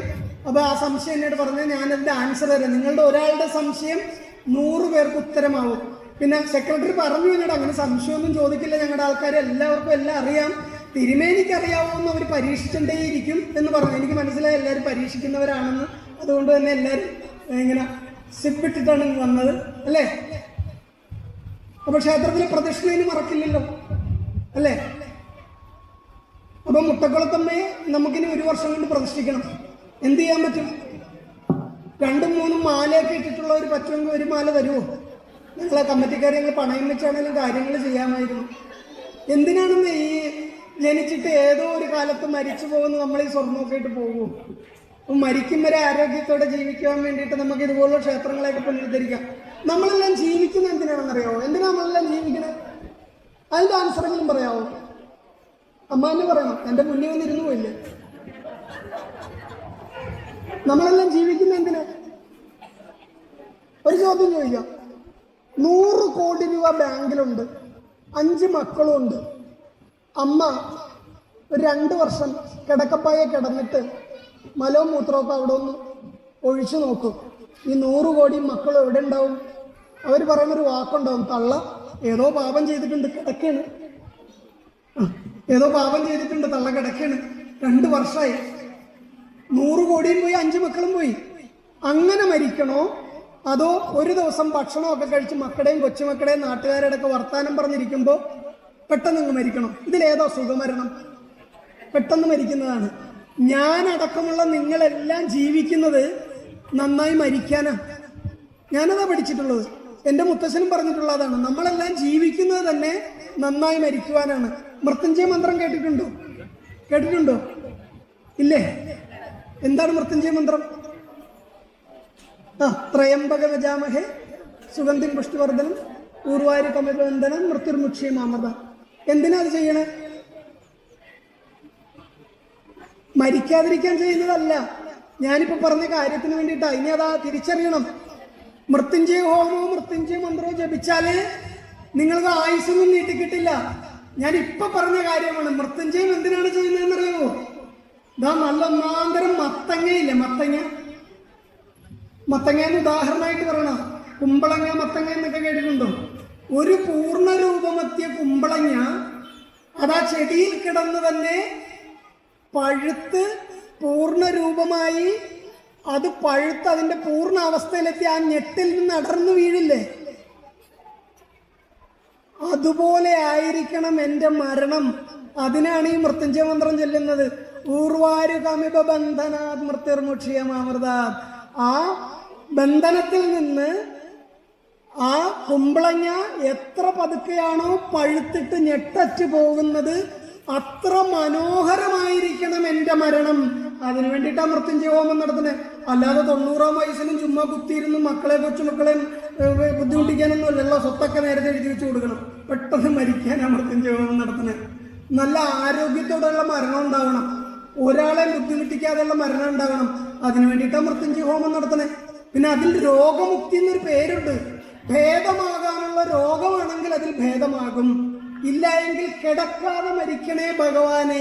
അതിനാണ് മൃത്യുഞ്ജയ ഹോമം നടത്തുക. അല്ലാതെ ചിരഞ്ജീവിയായിട്ടിരിക്കാനൊന്നും മൃത്യുഞ്ജയ ഹോമം നടത്താറില്ല കേട്ടോ. അപ്പൊ ഇന്ന് മൃത്യുഞ്ജയ ഹോമം എന്തിനാണെന്നും കൂടെ മനസ്സിലായി ഇവിടെ വന്നുകൊണ്ടല്ലേ. നിലവിളക്കിൽ എത്ര തിരിയിടണമെന്ന് ഇവിടെ വന്നപ്പോൾ മനസ്സിലായി അല്ലേ. ഇതിനിടയ്ക്ക് ഞാൻ 2-3 കാര്യം മനഃപൂർവ്വം വിട്ടുകളഞ്ഞു. നിങ്ങൾക്ക് സംശയം ഉണ്ടായിട്ട് നിങ്ങൾ ചോദിക്കുമെന്നറിയാൻ വേണ്ടിയിട്ട് ഞാൻ തുടങ്ങി വെച്ചിട്ട് വിട്ടു. കാരണം നിർത്തുന്ന സമയത്ത് നിങ്ങൾ അതെന്തായിരുന്നു പറയാതിരുന്നത് എന്ന് ചോദിക്കണമല്ലോ എന്ന് വെച്ചിട്ടാണ്. പക്ഷെ നിങ്ങൾക്കത് അറിയാവുന്നതുകൊണ്ട് ചോദിക്കില്ല എന്ന് തോന്നുന്നു. ക്ഷേത്രത്തിൽ പോകുമ്പോൾ തലയൊക്കെ ഇങ്ങനെ മറച്ചിട്ട് അല്ലേ, നല്ല ഫെയർ ആൻഡ് ലവലിയൊക്കെ പുരട്ടി എണ്ണയൊക്കെ പുരട്ടിയിട്ടല്ലേ എല്ലാവരും പോണത് അല്ലേ. ക്ഷേത്രത്തിൽ പോകുമ്പോൾ അതൊന്നും പാടില്ല എന്ന് പറയാം. തല മറച്ചിട്ടോ മുഖത്തെണ്ണ പുരട്ടിയിട്ടോ ദേഹത്തെണ്ണ പുരട്ടിയിട്ടോ ഒന്നും പോയിക്കൂടാന്നാണ്. കാരണം നമ്മുടെ രോമകൂപങ്ങളിലൂടെ വരെ ദേവചൈതന്യം നമ്മളിലേക്ക് എത്തണം. അതുകൊണ്ടാണ് സ്ത്രീകൾ മുഖം മറച്ചോ തൈലം പുരട്ടിയോ ഒന്നും പോയിക്കൂടാ. സ്ത്രീകളെന്നല്ല ആരും പോയിക്കൂടാ. കുളിച്ചിട്ട് ഈർന്നോടെ പോകാൻ പറ്റിയാൽ അങ്ങനെ പോകണമെന്നാണ്. പിന്നെ ഇപ്പോഴത്തെ കാലഘട്ടം മോശമായതുകൊണ്ട് സ്ത്രീകളൊന്നും ഇപ്പോൾ ഈർന്നോടെ ക്ഷേത്രത്തിൽ പോയിക്കൂടാ. അതുകൊണ്ടാണ് അത് മാറ്റിവെച്ചത് ആ സിസ്റ്റമൊക്കെ. പൂർവ്വകാലത്ത് ചൈതന്യത്തെ കൂടുതലായിട്ട് വേണ്ടിയിട്ടാണ് നമ്മൾ ഈർന്നോടെ പോയി പ്രാർത്ഥിക്കാൻ പറഞ്ഞത് കേട്ടോ. ഇവിടെ ഐശ്വര്യ പൂജകൾ നടത്താറുണ്ടോ ഇന്ന് ഈ കാലഘട്ടത്തിൽ? അതൊക്കെ സംഘടിപ്പിക്കണം കേട്ടോ. ഇനി പറ്റുമെങ്കിൽ ഐശ്വര്യ പൂജകൾ സംഘടിപ്പിക്കണം കമ്മിറ്റിക്കാർ. അമ്മമാരൊക്കെ വരും. അഷ്ടൈശ്വര്യ പൂജ അല്ലേ, കേട്ടിട്ടില്ല? അഷ്ടൈശ്വര്യ പൂജ ഇല്ലേ, കേട്ടിട്ടില്ല? ഈ സർവൈശ്വര്യം എന്ന് പറഞ്ഞാൽ ആകെ 8 ഐശ്വര്യമുള്ളൂ. ബാക്കി ഇവിടുന്ന് കൊണ്ടുവരും. പണ്ട് അമ്പലങ്ങളിലെല്ലാം കാര്യസിദ്ധി പൂജ നടത്തും പോലെ ഈ കാര്യസിദ്ധി പൂജ എന്ന് പറയുന്നത് ഒരു പൂജയില്ല, ചുമ്മാ ഒരു പേരിട്ടതാ, കാര്യം സാധിച്ചോട്ടെ എന്ന് വെച്ച് എന്ന് പറയുമ്പോൾ ഒരു സാധനമാണ് സർവൈശ്വര്യ പൂജ. 8 ഐശ്വര്യങ്ങളെ ആകെ ഉള്ളത്, നവദ്വാരങ്ങളോ മനുഷ്യന് ആകെ ഉള്ളത്. 10ാമത് ഒരു ദ്വാരം വന്ന് വൈകല്യ അല്ലേ. എന്നോ എല്ലാവർക്കും 9 ദ്വാരമുള്ളൂ. എനിക്ക് കണ്ണിന്റെ താഴത്ത് ഒരു ദ്വാരം കൂടെ ഇരുന്നോട്ടെ എന്ന് പറഞ്ഞാൽ ഒരു ദ്വാരം കൂടെ ഉണ്ടായാലും വൈകല്യ അല്ലേ, അത് ഒന്ന് കൂടുതലുണ്ടായാൽ. അപ്പൊ ശരിക്കും പറഞ്ഞ 8 ഐശ്വര്യങ്ങളേ ഉള്ളൂ, അഷ്ടൈശ്വര്യങ്ങൾ. അതിനെ നമ്മൾ സർവൈശ്വര്യ പൂജ എന്ന് പറയുന്നു. സർവൈശ്വര്യം 8ൽ അടങ്ങുന്നു. ഈ 8 ഐശ്വര്യം എന്ന് പറഞ്ഞാൽ തന്നെ അഷ്ടലക്ഷ്മി എന്നാ പറയുന്നത് അല്ലേ. അഷ്ട സ്വഭാവങ്ങളാണ് നമ്മളുടെ അഷ്ടൈശ്വര്യം എന്ന് പറയുന്നത് അല്ലേ. അണിമ, ഗരിമ, ഈശിത്വം, വശിത്വം, പ്രാകാശം, പ്രത്യക്ഷം എന്നൊക്കെ പറയുന്ന 8 അവസ്ഥകൾ മനുഷ്യനുണ്ടെന്നാണ് പറയണത്. ഒരു സ്ഥലത്ത് സമയത്ത് ചെല്ലാൻ കഴിയുന്ന അവസ്ഥയാണ് പ്രത്യക്ഷം. പ്രാകാശം പറയുന്ന സമയത്ത് എത്തിച്ചേരുക. അണിമ ഒരാളുടെ മുന്നിൽ വലിയവനാകുന്ന, ഇപ്പൊ ഇവിടുത്തെ നമ്മുടെ തന്ത്രിദ്ദേഹം അല്ലെങ്കിൽ മേൽശാന്തിദ്ദേഹം നമ്മളുടെ യാഗയജമാനൻ, അദ്ദേഹത്തെ കാണുമ്പോൾ പോയി നമ്മൾ നമസ്കരിക്കാറില്ലേ? നമസ്കരിക്കാറ്. അച്ഛനും അമ്മയും രാവിലെ മക്കൾ എണീറ്റിട്ട് നമസ്കരിക്കില്ലേ? ഇല്ലേ? ഭാര്യ രാവിലെ എണീറ്റിട്ട് കാണപ്പെട്ട ദൈവമായ ഭർത്താവിന്റെ കാലിൽ തൊട്ടുകൊണ്ടില്ലേ? മുട്ടക്കുളത്തില്ലേ അത്? ദൈവമേ, ഇപ്പൊ രാവിലെ എന്റെ ഭാര്യ എന്നെ തൊട്ടുകൊണ്ടിട്ടോ വിട്ട്.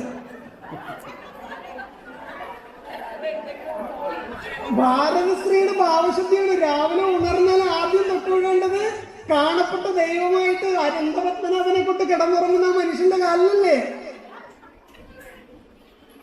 ദൈവമേ, ഇപ്പൊ ഇവിടുത്തെ പുരുഷന്മാരോട് എനിക്ക് ഭയങ്കര സങ്കടം തോന്നുന്നു. ഞങ്ങളുടെയൊക്കെ നാട്ടിൽ ഫാഷൻ ഷോ പോലെയാണ് സ്ത്രീകൾ എണീറ്റിട്ട്. ഞങ്ങൾ ആന്ധ്രയിലാണ് താമസിക്കുന്നത്. ആന്ധ്രയിൽ താമസിക്കുന്നത് ഷിബു സാറിന്റെ വൈഫ് ഇവിടെ ഇരിപ്പുണ്ട്. രാവിലെ 6 പ്രാവശ്യം തൊട്ടുകൊടുക്കണമെന്നാണ് പുള്ളിക്കാരുടെ മോൻ എന്നോട് പറഞ്ഞത്. എൻ്റെ അമ്മ അച്ഛനെ 6 പ്രാവശ്യം തൊട്ടുകൊടുത്തിട്ട് വെളിയിൽ ഇറങ്ങാറുള്ളത്. കാര്യമായിട്ട് പറഞ്ഞാണ്, നമ്മൾ രാവിലെ ഉണർന്നിട്ട് താലി എവിടെ കെട്ടണത്?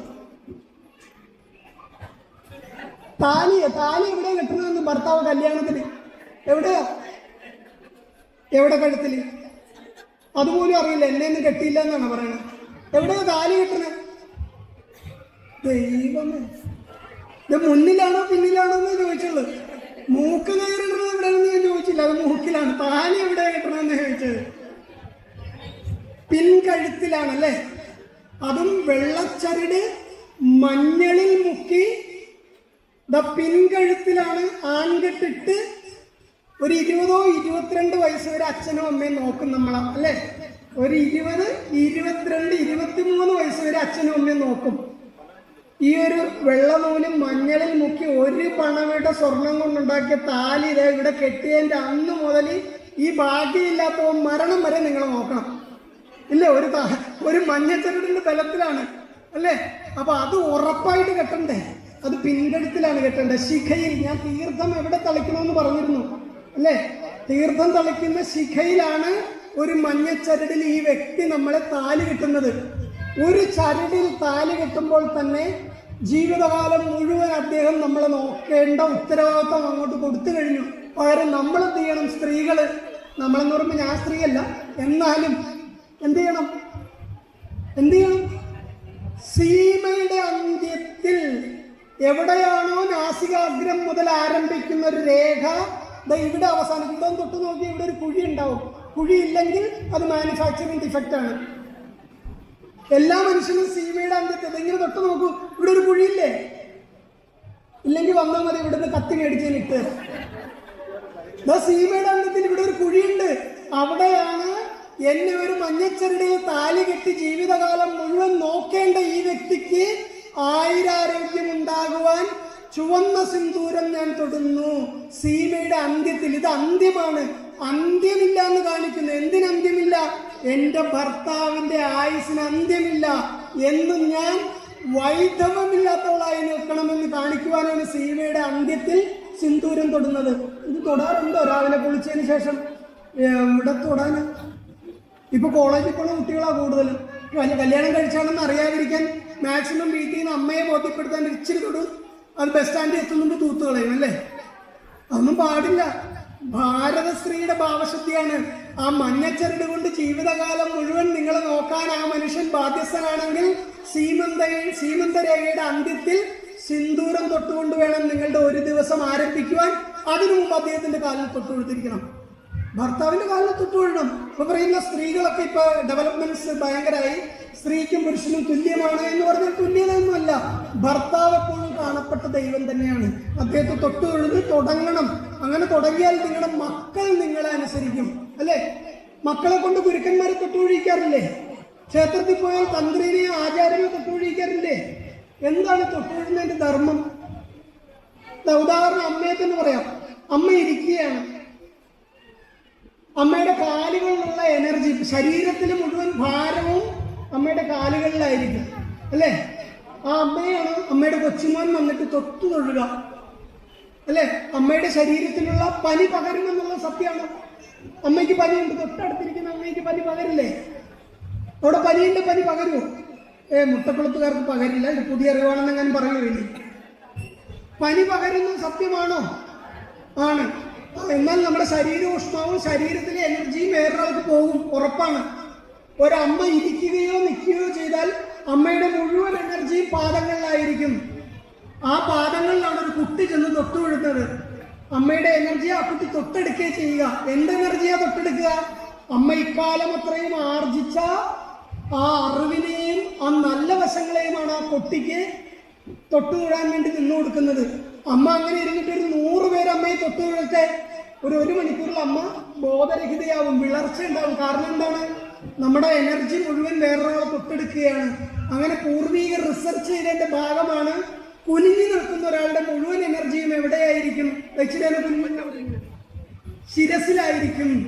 അപ്പൊ കുനിഞ്ഞു നിന്ന് നമ്മളെ തൊട്ടുകൊടുത്ത കുട്ടിയുടെ തലയിലേക്ക് അനുഗ്രഹം എന്നും പറഞ്ഞ് നമ്മുടെ കയ്യങ്ങ് തൊടും.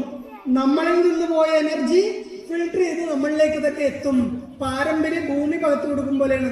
മോന് കൊടുക്കും, മോൻ കൊച്ചുമോന് കൊടുക്കും, കൊച്ചുമോൻ കൊച്ചുമോന് കൊടുക്കും എന്ന് പറഞ്ഞ പോലെ എന്നിൽ നിന്ന് പോയത് എന്നിലേക്ക് തന്നെ. തൊട്ടുതൊഴുക എന്ന് പറയുന്ന ഒരു സയൻസാണ്. എൻ്റെ എനർജിയെ എൻ്റെ കുട്ടി തൊട്ടെടുത്താൽ അതിൻ്റെ ഇരട്ടിയായിട്ട് അതിനെ ഫിൽട്ടർ ചെയ്ത് ഞാൻ തന്നെ എടുക്കും. അങ്ങനെ ഒരു കൊടുക്കൽ വാങ്ങൽ പ്രക്രിയയാണ് തൊട്ടുതൊഴൽ. ഇതൊക്കെ തിരിച്ചറിഞ്ഞെങ്കിലും ഇന്നു മുതൽ മക്കളെ കൊണ്ട് മക്കളുടെ ഗുരുവിനെ തൊട്ടുപിടിക്കാൻ പഠിക്കണം. സ്കൂളിൽ കൊണ്ട് ചേർക്കുമ്പോൾ ആദ്യം പറയേണ്ടത് സാറിന്റെ കാലിൽ നമസ്കരിക്കും എന്ന് പറയണം. കാരണം എന്താണ്? ഗുരുത്വം അവിടെ നിന്ന് പഠിക്കണം. കാണപ്പെട്ട ദൈവം അമ്മയാണ്. അമ്മ എന്ന് പറയുന്ന ആ സത്യം മോനെ ചൂണ്ടിക്കാട്ടി പറയും. അച്ഛ വരുന്നു, അച്ഛാന്ന് വിളി എന്ന് പറയുമ്പോഴേ ഒരു കുട്ടി അച്ഛാന്ന് വിളിക്കും അല്ലേ? ആ അച്ഛനും അമ്മയും ചേർന്ന് അവന്റെ ജീവിതചര്യയിലേക്കുള്ള പ്രയാണം സ്റ്റാർട്ട് ചെയ്യിപ്പിക്കുന്ന എവിടുന്ന? ഒരു ഗുരുവിനെ കണ്ടെത്തുമ്പോഴാ. അച്ഛനും അമ്മയും ചേർന്നൊരു ഗുരുവിന്റെ കീഴിൽ അവനെ ആക്കും. അവൻ അവിടെ നിന്നും ഈശ്വരൻ എന്തെന്ന് പഠിക്കണം. അന്ധവിശ്വാസം പഠിക്കില്ല ചെയ്യുക. ഈശ്വരൻ എന്തെന്ന് പറഞ്ഞാൽ സ്നേഹവും പ്രകാശവും ജീവിത പ്രകാശത്തെ അവന് പകർന്നു കൊടുക്കുന്ന ഗുരു ഉണ്ടായിരിക്കണം. ഈ ഗുരുത്വം എന്ന് നമ്മളിൽ നിന്ന് പോയോ നമ്മുടെ മക്കളൊക്കെ വഴിപഴച്ചു പോയി. കാരണം ക്ഷേത്രം എന്ന് പറയുന്നത് വെറുമൊരു തൊഴാൻ വരുന്ന സ്ഥലമാവരുത്. പഴയ കാലത്ത് ക്ഷേത്രം എന്തായിരുന്നു? ഓട്ടം തുള്ളലും അല്ലേ, കൂടിയാട്ടവും ഓട്ടം തുള്ളലും കഥകളിയും ഒക്കെ കണ്ട് നമ്മുടെ മക്കൾക്ക് പുരാണത്തെക്കുറിച്ച് അറിവുണ്ടായിരുന്നു. രാമൻ എന്തായിരുന്നു എന്നും സീത എന്തായിരുന്നു എന്നും ലക്ഷ്മണൻ എന്തായിരുന്നു എന്നും നമ്മുടെ മക്കൾ പഠിച്ചിരുന്നു. ഉത്തമ മര്യാദ പുരുഷോത്തമനാകുന്ന രാമന്റെ കഥ കേട്ട് നമ്മുടെ മക്കൾ എങ്ങനെ ഒരു ഭർത്താവാകണമെന്ന് പഠിച്ചു, എങ്ങനെ ഒരു രാജാവാകണമെന്ന് പഠിച്ചു, ലക്ഷ്മണനെ കണ്ട് എങ്ങനെ ഒരു സഹോദരനാകണമെന്ന് പഠിച്ചു. അല്ലേ? ഈ കഥകളൊക്കെ എന്തിനായിരുന്നു? നമ്മുടെ മക്കൾ നല്ലത് പഠിക്കുവാൻ വേണ്ടിയിട്ടായിരുന്നു. പക്ഷെ ഇപ്പോഴോ അമ്മയുമില്ല അമ്മമ്മയുമില്ല. മാക്സിമം അമ്മമ്മമാരെല്ലാം ഇന്ന് ഓൾഡ് ഏജ് ഹോമിലാണ്. അതുകൊണ്ട് കഥ പറഞ്ഞു കൊടുക്കാൻ അമ്മമാരില്ല. ഓൾഡ് ഏജ് ഹോമിൽ പോയി ആരെങ്കിലും കഥ കേൾക്കുമോ? പകരം 6 മണിക്ക് തുറന്നു വെക്കുന്ന വിഷപ്പെട്ടി എന്ന ടെലിവിഷൻ, അതിൽ കാണുന്ന ഒരർത്ഥവുമില്ലാത്ത സീരിയലുകൾ കുത്തിയിരുന്ന് കാണും. എന്നിട്ട് വീട്ടിൽ വിളക്ക് കത്തിക്കുവാൻ താല്പര്യമില്ലാത്തതുകൊണ്ട് പൂജാമുറി ഉണ്ടാക്കി വൈകിട്ട് 5:30 കത്തിച്ചിട്ട് വെക്കും. എപ്പോഴെങ്കിലും അണയട്ടെ എന്ന് വെച്ചിട്ട്. അല്ലേ? പണ്ട് കാലത്ത് നമ്മുടെ ഒരു വീട്ടിലും പൂജാമുറി ഇല്ലായിരുന്നു. സന്ധ്യാസമയത്ത് മുറ്റമടിച്ച് ക്ലീൻ ചെയ്ത് ജലവും തളിച്ച് തുളസിത്തറയിൽ ഒരു ദീപവും വെച്ച് നേരെ തിരുമുറ്റത്ത് തറയിൽ നമ്മുടെ മുറ്റത്ത് നമ്മുടെ തിണ്ണയിലാണ് വിളക്ക് എത്തിച്ചിരുന്നത്. ഒരു നിലവിളക്ക് വെച്ച് അതിൽ 5 തിരിയോ 2 തിരിയോ ഇട്ട് അമ്മ അവിടെ ഇരിക്കും, മുത്തശ്ശി. എന്നിട്ട് കൊച്ചുമക്കളെയും മക്കളെയും മരുമക്കളെയൊക്കെ വിളിച്ച് രാമ രാമ രാമ രാമ രാമ രാമ ബാഹിമ രാമപാദം ചേർക്കേ മുകുന്ദരാമ ബാഹിമ എന്ന് ചൊല്ലും. എന്നിട്ട് രാമന്റെ കഥകൾ പറഞ്ഞു കൊടുക്കും. പണ്ട് കാലത്തില്ലേ? ഇന്നത് നമ്മുടെ കുടുംബത്തിലില്ല. പകരം ക്രിസ്ത്യൻ സഹോദരന്മാർ കൃത്യമായി 7:30 മക്കളും മരുമക്കളും കൊച്ചുമക്കളും കൂടെ ക്രൂശിത രൂപത്തിന് മുന്നിൽ മുട്ടും കൂത്തു നിന്ന് പ്രാർത്ഥിച്ചതിന് ശേഷം അവിടെ അത്താഴം വിളമ്പുള്ളൂ. ഇവിടെ 6:30 അമ്മയെങ്ങാനും നാമം ചെല്ലാൻ ഇരുന്നാൽ മോൻ ജോലിയും കഴിഞ്ഞു വന്ന് ഭക്ഷണം താമസിച്ചാൽ നിലവിളക്ക് വരെയും വെളിയിൽ കിടക്കും. ആ യുദ്ധം ഉണ്ടാകാതിരിക്കാൻ ഇന്ന് പൂജാമുറികൾ. പ്രാർത്ഥിക്കാനൊന്നുമല്ല, ഷോയാണ് ഇപ്പൊ പൂജാമുറി. ഏറ്റവും നല്ല വീട് വെച്ചിട്ട് ഏറ്റവും നല്ല പൂജാമുറി വെച്ച് നാട്ടുകാരെ കാണിക്കുവാനാ പൂജാമുറി. അവിടെ കൃത്യമായി വിളക്ക് പോലും കത്തിക്കാറില്ല. കത്തിച്ചിട്ടുണ്ടെങ്കിൽ കരിന്തിരി കത്താറുണ്ട്. നിലവിളക്കൊക്കെ തനിയണയാൻ പാടില്ല. സ്നേഹമാകുന്ന എണ്ണയൊഴിച്ച് വിളക്കിനെ മനസ്സിനെ പ്രകാശിപ്പിക്കലാണ് ദീപലക്ഷണം. അപ്പൊ ആ സ്നേഹം ഇങ്ങനെ നിറഞ്ഞു കവിയണം. അപ്പൊ ഒരു നിശ്ചിത സമയം കഴിഞ്ഞാൽ വിളക്ക് അണച്ചു വെക്കണം. ഇതൊക്കെയല്ലേ നിയമം? എത്ര വീട്ടിലുണ്ട്? ദേവീ ഭാഗവതമുള്ള വീട്ടുകാരെന്ന് കൈപൊക്കിക്കും. വീട്ടിൽ ദേവീ ഭാഗവതം രാമായണമുള്ളവരും സന്തോഷമുണ്ട്. കുറച്ച് കൂടുതൽ ആൾക്കാരുടെ കൈപൊക്കി. ദേവീ ഭാഗവതം ഇല്ലെങ്കിൽ ഞങ്ങൾ കുറച്ച് ദേവീ ഭാഗവതം അടുത്ത ദിവസം എടുത്താൽ മുട്ടക്കുളത്തമ്മയുടെ കുടുംബത്തിലുള്ളവർക്ക് കേട്ടോ. അപ്പൊ ഇനി നിങ്ങൾക്ക് എന്ത് സംശയം ഉണ്ടെങ്കിലും ചോദിക്കാം, എന്നിട്ട് നമുക്ക് നിർത്താം. വേറൊരു ദിവസം, ഇനിയൊരു ദിവസം നമുക്ക് രാവിലെ മുതൽ വൈകിട്ട് വരെ പ്രഭാഷണമല്ല, ഒരു സത്സംഗം നടത്താം. നിങ്ങളുടെ സംശയങ്ങൾക്ക് ഞാൻ മറുപടി തരും, എൻ്റെ സംശയങ്ങൾക്ക് നിങ്ങൾ മറുപടി തരണം. ഒരു ദിവസം കമ്മിറ്റിക്കാരോട് പറഞ്ഞ് ഞാൻ വരാം. നമുക്ക് ഉച്ചക്ക് ഊണും ഒക്കെ റെഡിയാക്കി ഒരു ദിവസം ഇരിക്കാം. വേണ്ടേ? അതാ വേണ്ട. അതാ റിമി ടോമിയുടെ ഗാനമേള മതിയോ? എന്തിനു വിനീത് ഭട്ടിന്റെ പ്രഭാഷണം? റിമി ടോമിയുടെ ഗാനമേള ഉണ്ടായിരുന്നെങ്കിൽ ആ പെണ്ണ് ഇവിടെ നിന്ന് പാടുകയും ചെയ്യും, ഡാൻസ് ചെയ്യുകയും ചെയ്യും. എൻ്റെ ഭർത്താവും ആങ്ങളെയും കൂടെ അവിടെ കിടന്ന് ടീം വെക്കും. അല്ലേ? സാധാരണ ക്ഷേത്രത്തിൽ ഗാനമേള നടത്തുന്നത് അതുവരെ മിത്രങ്ങളായിരുന്നവരെ ആ ഗാനമേള കഴിഞ്ഞ് ശത്രുക്കളാക്കാൻ വേണ്ടിയിട്ടാണ്. ക്ഷേത്രത്തിൽ പ്രഭാഷണം വെക്കുന്ന ബോധം ഉണ്ടാകാൻ വേണ്ടിയിട്ടാണ്. അപ്പൊ നമുക്ക് ഒരു ദിവസം കൂടി ഇരിക്കണ്ടേ എല്ലാവർക്കും കൂടെ? നിങ്ങൾ വിളിച്ചാൽ ഞാൻ എപ്പോഴും വരും. മുട്ടക്കുളത്തുകാരെ എനിക്ക് ഇഷ്ടപ്പെട്ടു. എല്ലാവരും അറിവുള്ളവരാ, എല്ലാ സുന്ദരിമാരാ ഇവിടുത്തെ അമ്മമാരും സ്ത്രീകളും ഒക്കെ. അങ്ങനെ പ്രത്യേകം പറയണമെന്ന് പറഞ്ഞു. അല്ലെങ്കിൽ ഇനി മേലെ നിങ്ങൾ വിളിക്കുന്നു. അപ്പൊ ഇനി എന്തെങ്കിലും സംശയം ഉണ്ടോ ചോദിക്കും. എണീറ്റെന്ന് ചോദിച്ചോ. അമ്മയ്ക്ക് എന്തെങ്കിലും സംശയം ഉണ്ടോ? ചുമ്മാ ചോദിച്ചോ.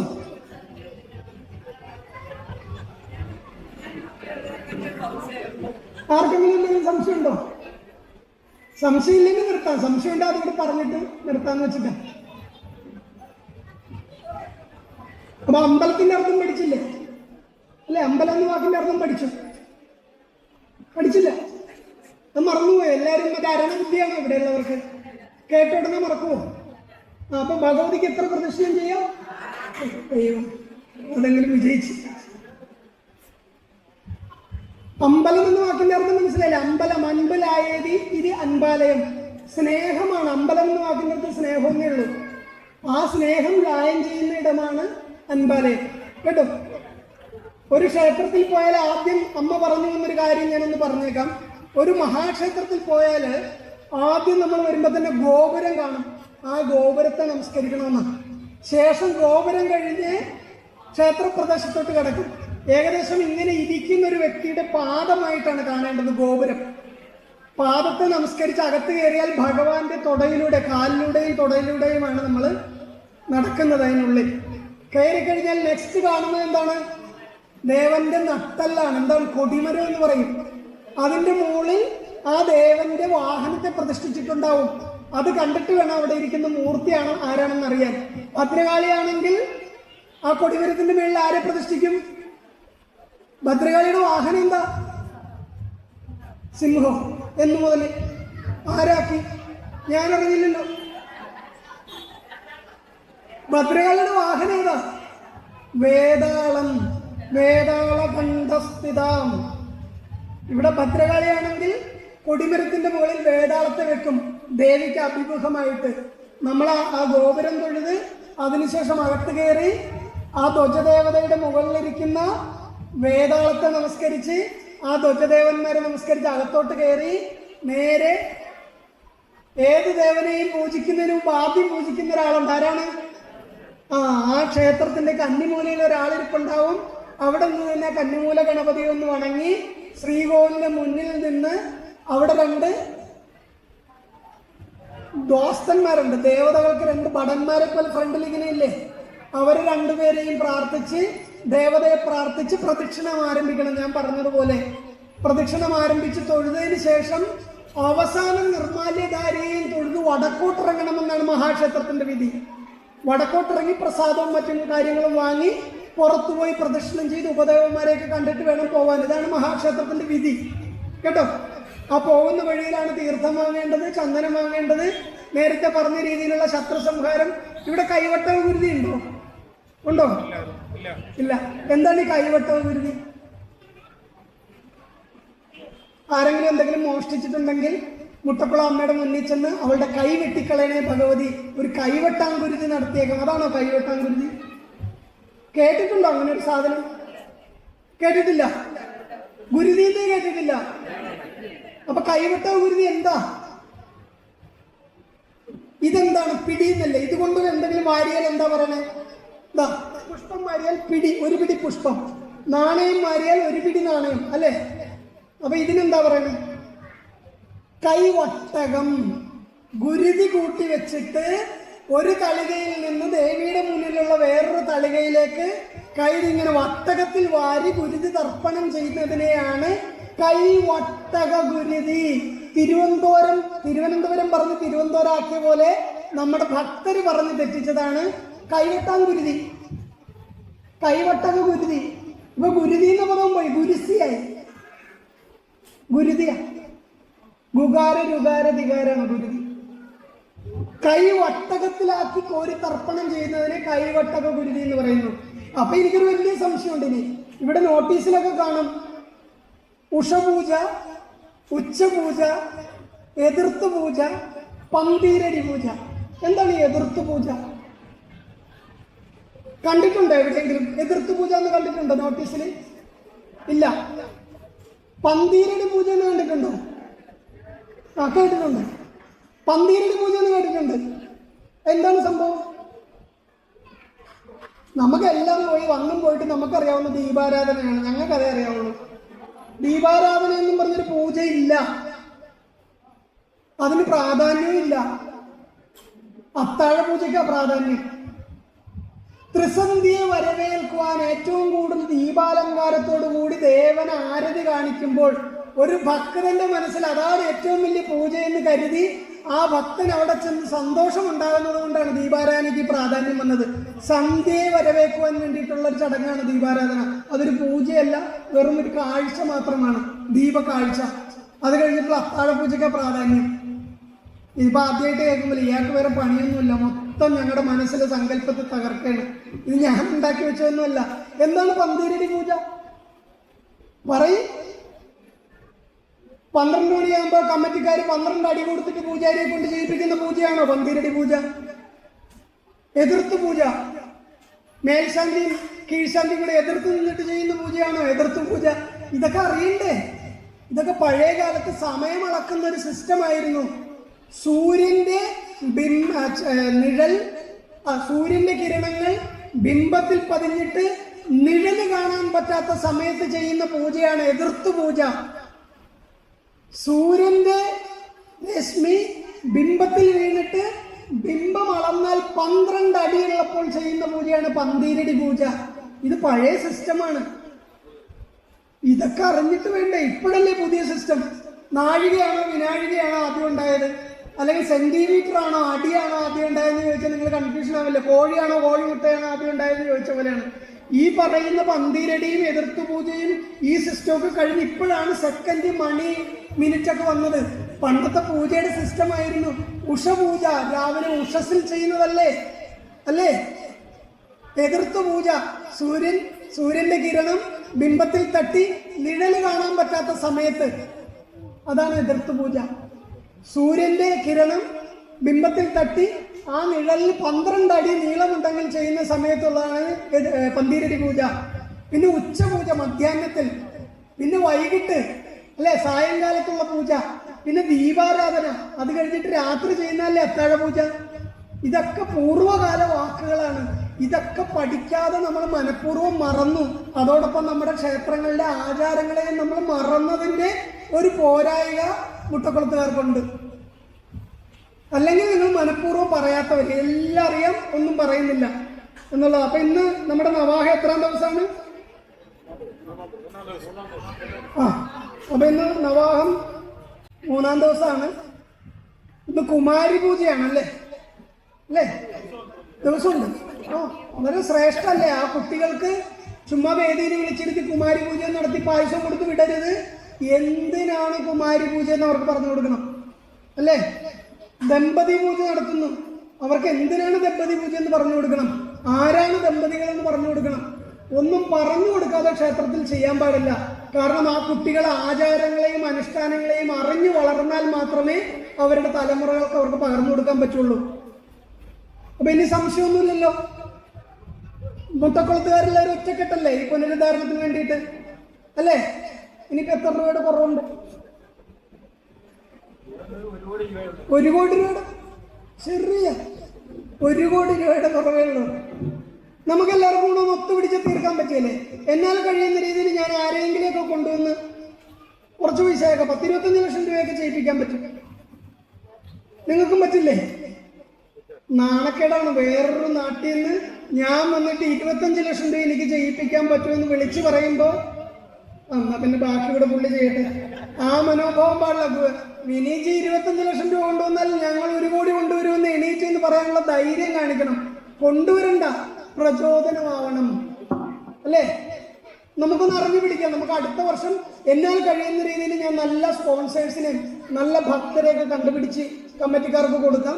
എന്നാൽ കഴിയുന്ന രീതിയിലുള്ള സഹായം ഞാനും ചെയ്യാം, നിങ്ങളും അതുപോലെ ചെയ്യണം. നമുക്ക് അടുത്ത വർഷത്തെ പ്രതിഷ്ഠയ്ക്ക് ഇതുപോലെ എല്ലാവർക്കും കൂടെ ഇരുന്ന് മുട്ടക്കുളത്ത് അമ്മയുടെ ചരിത്രങ്ങളൊക്കെ പറയണ്ടേ? അത്ഭുതം പറയണ്ടേ? അതാ ശ്രീകോവിലേക്ക് ഇരുന്നാൽ നിങ്ങൾ കാണാൻ പോകുന്നതേ ഉള്ളൂ അത്ഭുതം കേട്ടോ. അപ്പൊ നമ്മള് ഇവിടെ ജാതിയും മതവും ചിന്തയൊന്നും ഇല്ലല്ലോ. എല്ലാവരും ഒന്നല്ലേ? നായരാണ്, ഈഴവനാണ്, പുലയനാണ്, പറയനാണ് അല്ലെ, ക്രിസ്ത്യാനിയാണ്, മുസ്ലിമാണ്. ഇവിടെ അങ്ങനെയൊന്നും ഇല്ലല്ലോ മുട്ടക്കുളത്തമ്മയില്. അങ്ങനെ പാടില്ല. അങ്ങനെ തോന്നിയിട്ടുള്ള ഒരു കഥ പറയാം. ഈ 5 വിരലിനെ കുറിച്ചൊരു കഥ പറയട്ടെ. മുട്ടക്കുളത്തുകാരോട് പറഞ്ഞൊരു കഥ. ഈ 5 വിരല് ശരിക്കും പറഞ്ഞാൽ മനുഷ്യനാണ് നമ്മളെല്ലാവരും. ജാതിയും മതമൊക്കെ നമ്മളെ ഭിന്നിപ്പിച്ച് ഭരിക്കാൻ വേണ്ടി രാജാവ് കണ്ടെത്തിയ തന്ത്രമായിരുന്നു. ഇപ്പോ ചാതുർ പറഞ്ഞും മയാ സൃഷ്ടമെന്നേ നമുക്കറിയാവുള്ളൂ. ഭഗവാൻ കൃഷ്ണനാണ് ചാതുർവർണ്ണത്തെ ഉണ്ടാക്കിയത്. ബ്രാഹ്മണൻ, ക്ഷത്രിയൻ, ബ്രാഹ്മണൻ, വൈശ്യൻ, ശൂദ്രൻ ഭഗവാൻ ഉണ്ടാക്കിയെന്നാണ് പറയണത്. പക്ഷെ അതിനുശേഷം ഒരു വരിയുടെ ഉണ്ട്, അതാരും പറഞ്ഞില്ല. ഗുണകർമ്മങ്ങളെ ആധാരമാക്കിയിട്ട്, ജോലികളെ ആധാരമാക്കിയിട്ടാണ് ഞാൻ ഈ 4 വർണ്ണത്തെ ഉണ്ടാക്കിയത്, അല്ലാതെ അയിത്തം കാണിക്കാനല്ല എന്ന് ഭഗവാൻ പറഞ്ഞിട്ടുണ്ട് അല്ലേ? എന്ന് പറഞ്ഞതുപോലെ ജാതിയും മതമൊക്കെ മനസ്സിൽ നിന്ന് കളയേണ്ട കാലം കഴിഞ്ഞു. ഇവിടെ വെള്ളം പൊങ്ങിയപ്പോൾ ഇന്ന ജാതിക്കാരനൊന്ന് തിരിച്ചറിഞ്ഞായിരുന്നു?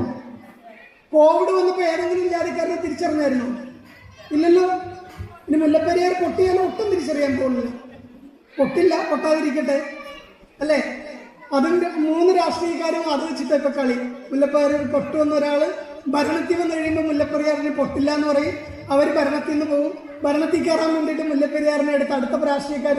ഇവിടെ രാഷ്ട്രീയ തന്ത്രം മനസ്സിലാക്കാത്ത നമ്മൾ മണ്ടന്മാരായ ഹിന്ദുക്കൾ മാത്രമേ ഉള്ളൂ എന്ന് പറഞ്ഞ പോലെ ഈ 5 വിരലിൽ ഒരിക്കലും ഒരു അഹങ്കാരം ഉണ്ടായി. ഈ ജാതി കോമരങ്ങൾക്കുള്ള മറുപടിയാണത്. ഈ തള്ളവിരൽ പറഞ്ഞു, ഈ 5 വിരലിൽ ഏറ്റവും കേമൻ ഞാനാണ്. കാരണം ഏതൊരു വസ്തു എടുക്കണമെങ്കിലും ഞാൻ ഉണ്ടാവണം. ബാക്കി 4 വിരലുണ്ടായിട്ട് കാര്യമില്ല. ഞാൻ കുലക്കണമെങ്കിൽ, ആയുധം എടുക്കണമെങ്കിൽ, താലി കെട്ടണമെങ്കിൽ, ഭക്ഷണം കഴിക്കണമെങ്കിൽ ഈ ഞാൻ ഉണ്ടാവണം. ഞാനില്ലാതെ ഒരാൾക്കും അനങ്ങാൻ പറ്റില്ല. അതുകൊണ്ട് 5 വിരലിൽ കേമൻ ഞാനാണെന്ന് ഈ തള്ളവിരൽ ഒരിക്കൽ തർക്കിച്ചു. അപ്പൊ ചൂണ്ടുവിരൽ പറഞ്ഞു, നീ കേമനല്ല, ഈ 5 വിരലിൽ കേമൻ ഞാനാണ്.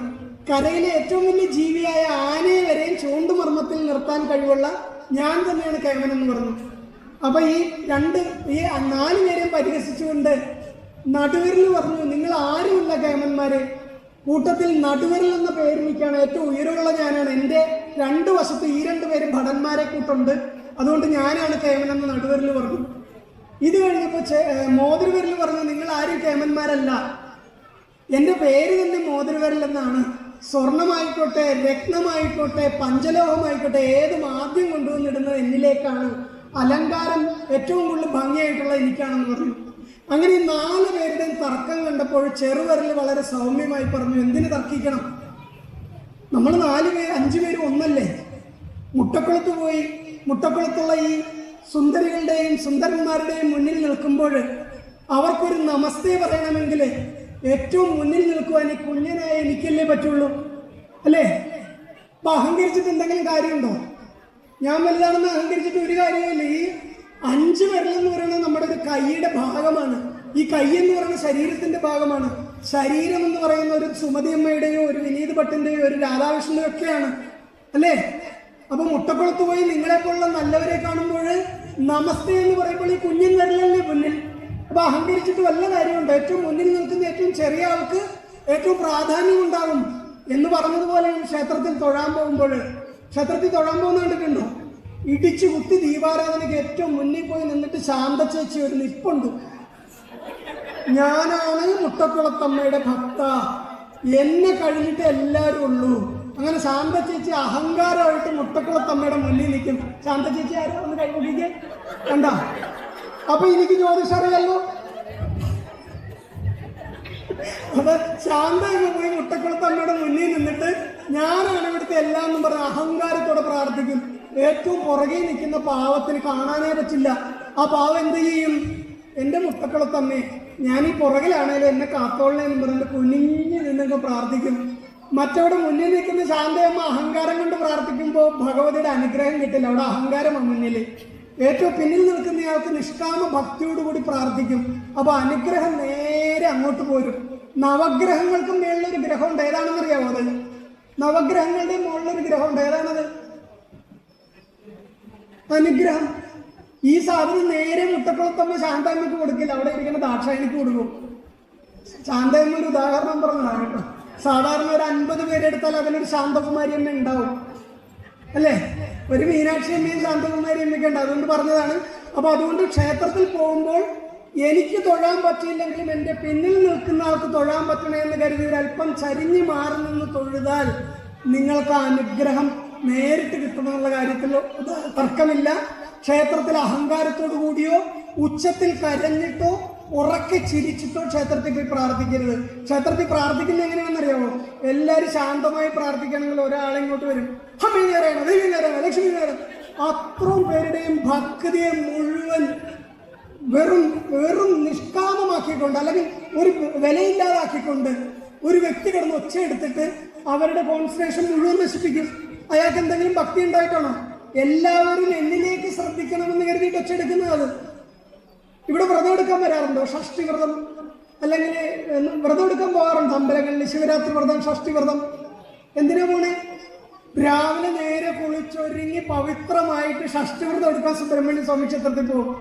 ആദ്യം അങ്ങ് പോയിട്ട് സുബ്രഹ്മണ്യ നമസ്തേ നമസ്തേ സുബ്രഹ്മണ്യ. ആദ്യത്തെ കീർത്തനം പരമഭക്തിയായിരിക്കും. ആ കീർത്തനം കഴിയുമ്പോഴാണ് ശാന്തമ്മ കാണുന്നത് കുമാരി ഏറ്റവും വില പിടിച്ച ഒരു സാരി ആയിട്ട്, സാരി ഉടുത്ത് നല്ല വസ്ത്രമൊക്കെ ധരിച്ച് സൈഡിൽ ഇരിക്കണം. പണ്ട് ശാന്തമ്മയുടെ വീട്ടിൽ ജോലിക്ക് ചെയ്യുന്ന ആളുടെ മോളാ കുമാരി. ഒട്ടും കഴിവില്ലാത്ത കുട്ടിയാണ്. ആ കുട്ടി ഏറ്റവും കൂടിയൊരു സാരി ഉടുത്തിട്ട് സുബ്രഹ്മണ്യ ഭജനത്തിന് വന്നു. അപ്പൊ തൊട്ട് ശാന്തമ്മ ആലോചിക്കും, എന്നാലും ഇവക്ക് ഈ സാരി വാങ്ങാൻ പൈസ ഇടുന്ന. ആ ദിവസത്തെ മുഴുവൻ വ്രതവും ഈ സാരി കൊണ്ടുപോയി. അവിടെ ഭഗവാൻ പോയി, എല്ലാം പോയി. കുമാരിക്ക് എങ്ങനെ സാരി കിട്ടുന്നതായിരുന്നു ശാന്തമ്മയുടെ ചിന്ത, അല്ലേ? ഇല്ല എങ്കിൽ എന്താണ്? ആദ്യത്തെ കീർത്തനം കഴിഞ്ഞവിടെ തൊട്ടടുത്തിരിക്കുന്ന ആളെ കുറ്റം പറയും. അയ്യോ, നീ അറിഞ്ഞു ദിവാകരന്റെ മോള് മറ്റേ രമണിയുടെ മോന്റെ കൂടെ ഒളിച്ചോടി. ഈ ഒളിച്ചോടിയ കഥ പറയാനും കുറ്റം പറയാനുമാണ് നമ്മൾ ക്ഷേത്ര മണ്ഡപം തിരഞ്ഞെടുക്കുന്നത്. എന്തെങ്കിലും ഭക്തി ഉണ്ടോ അതിന്? ഒരു കാര്യമില്ല. നമ്മൾ 50 വർഷം ക്ഷേത്രത്തിൽ പോയിട്ട് കാര്യമില്ല. ഒരു ദിവസം പോയി നിഷ്കാമ ഭക്തിയോടെ പ്രാർത്ഥിച്ചാൽ 50 വർഷം പോയി കുറ്റം പറയുന്നതിനേക്കാൾ ബലം കിട്ടും. അപ്പൊ അതുകൊണ്ട് സാരി കൊണ്ടുപോകരുത് ഒരാളുടെയും ഭക്തി. നമ്മളെക്കാൾ നല്ല വസ്ത്രം ധരിച്ച് വേറൊരാൾ വന്നാൽ ആ വസ്ത്രത്തിലാണ് ഇങ്ങനെ അടിമുടിയാണ്.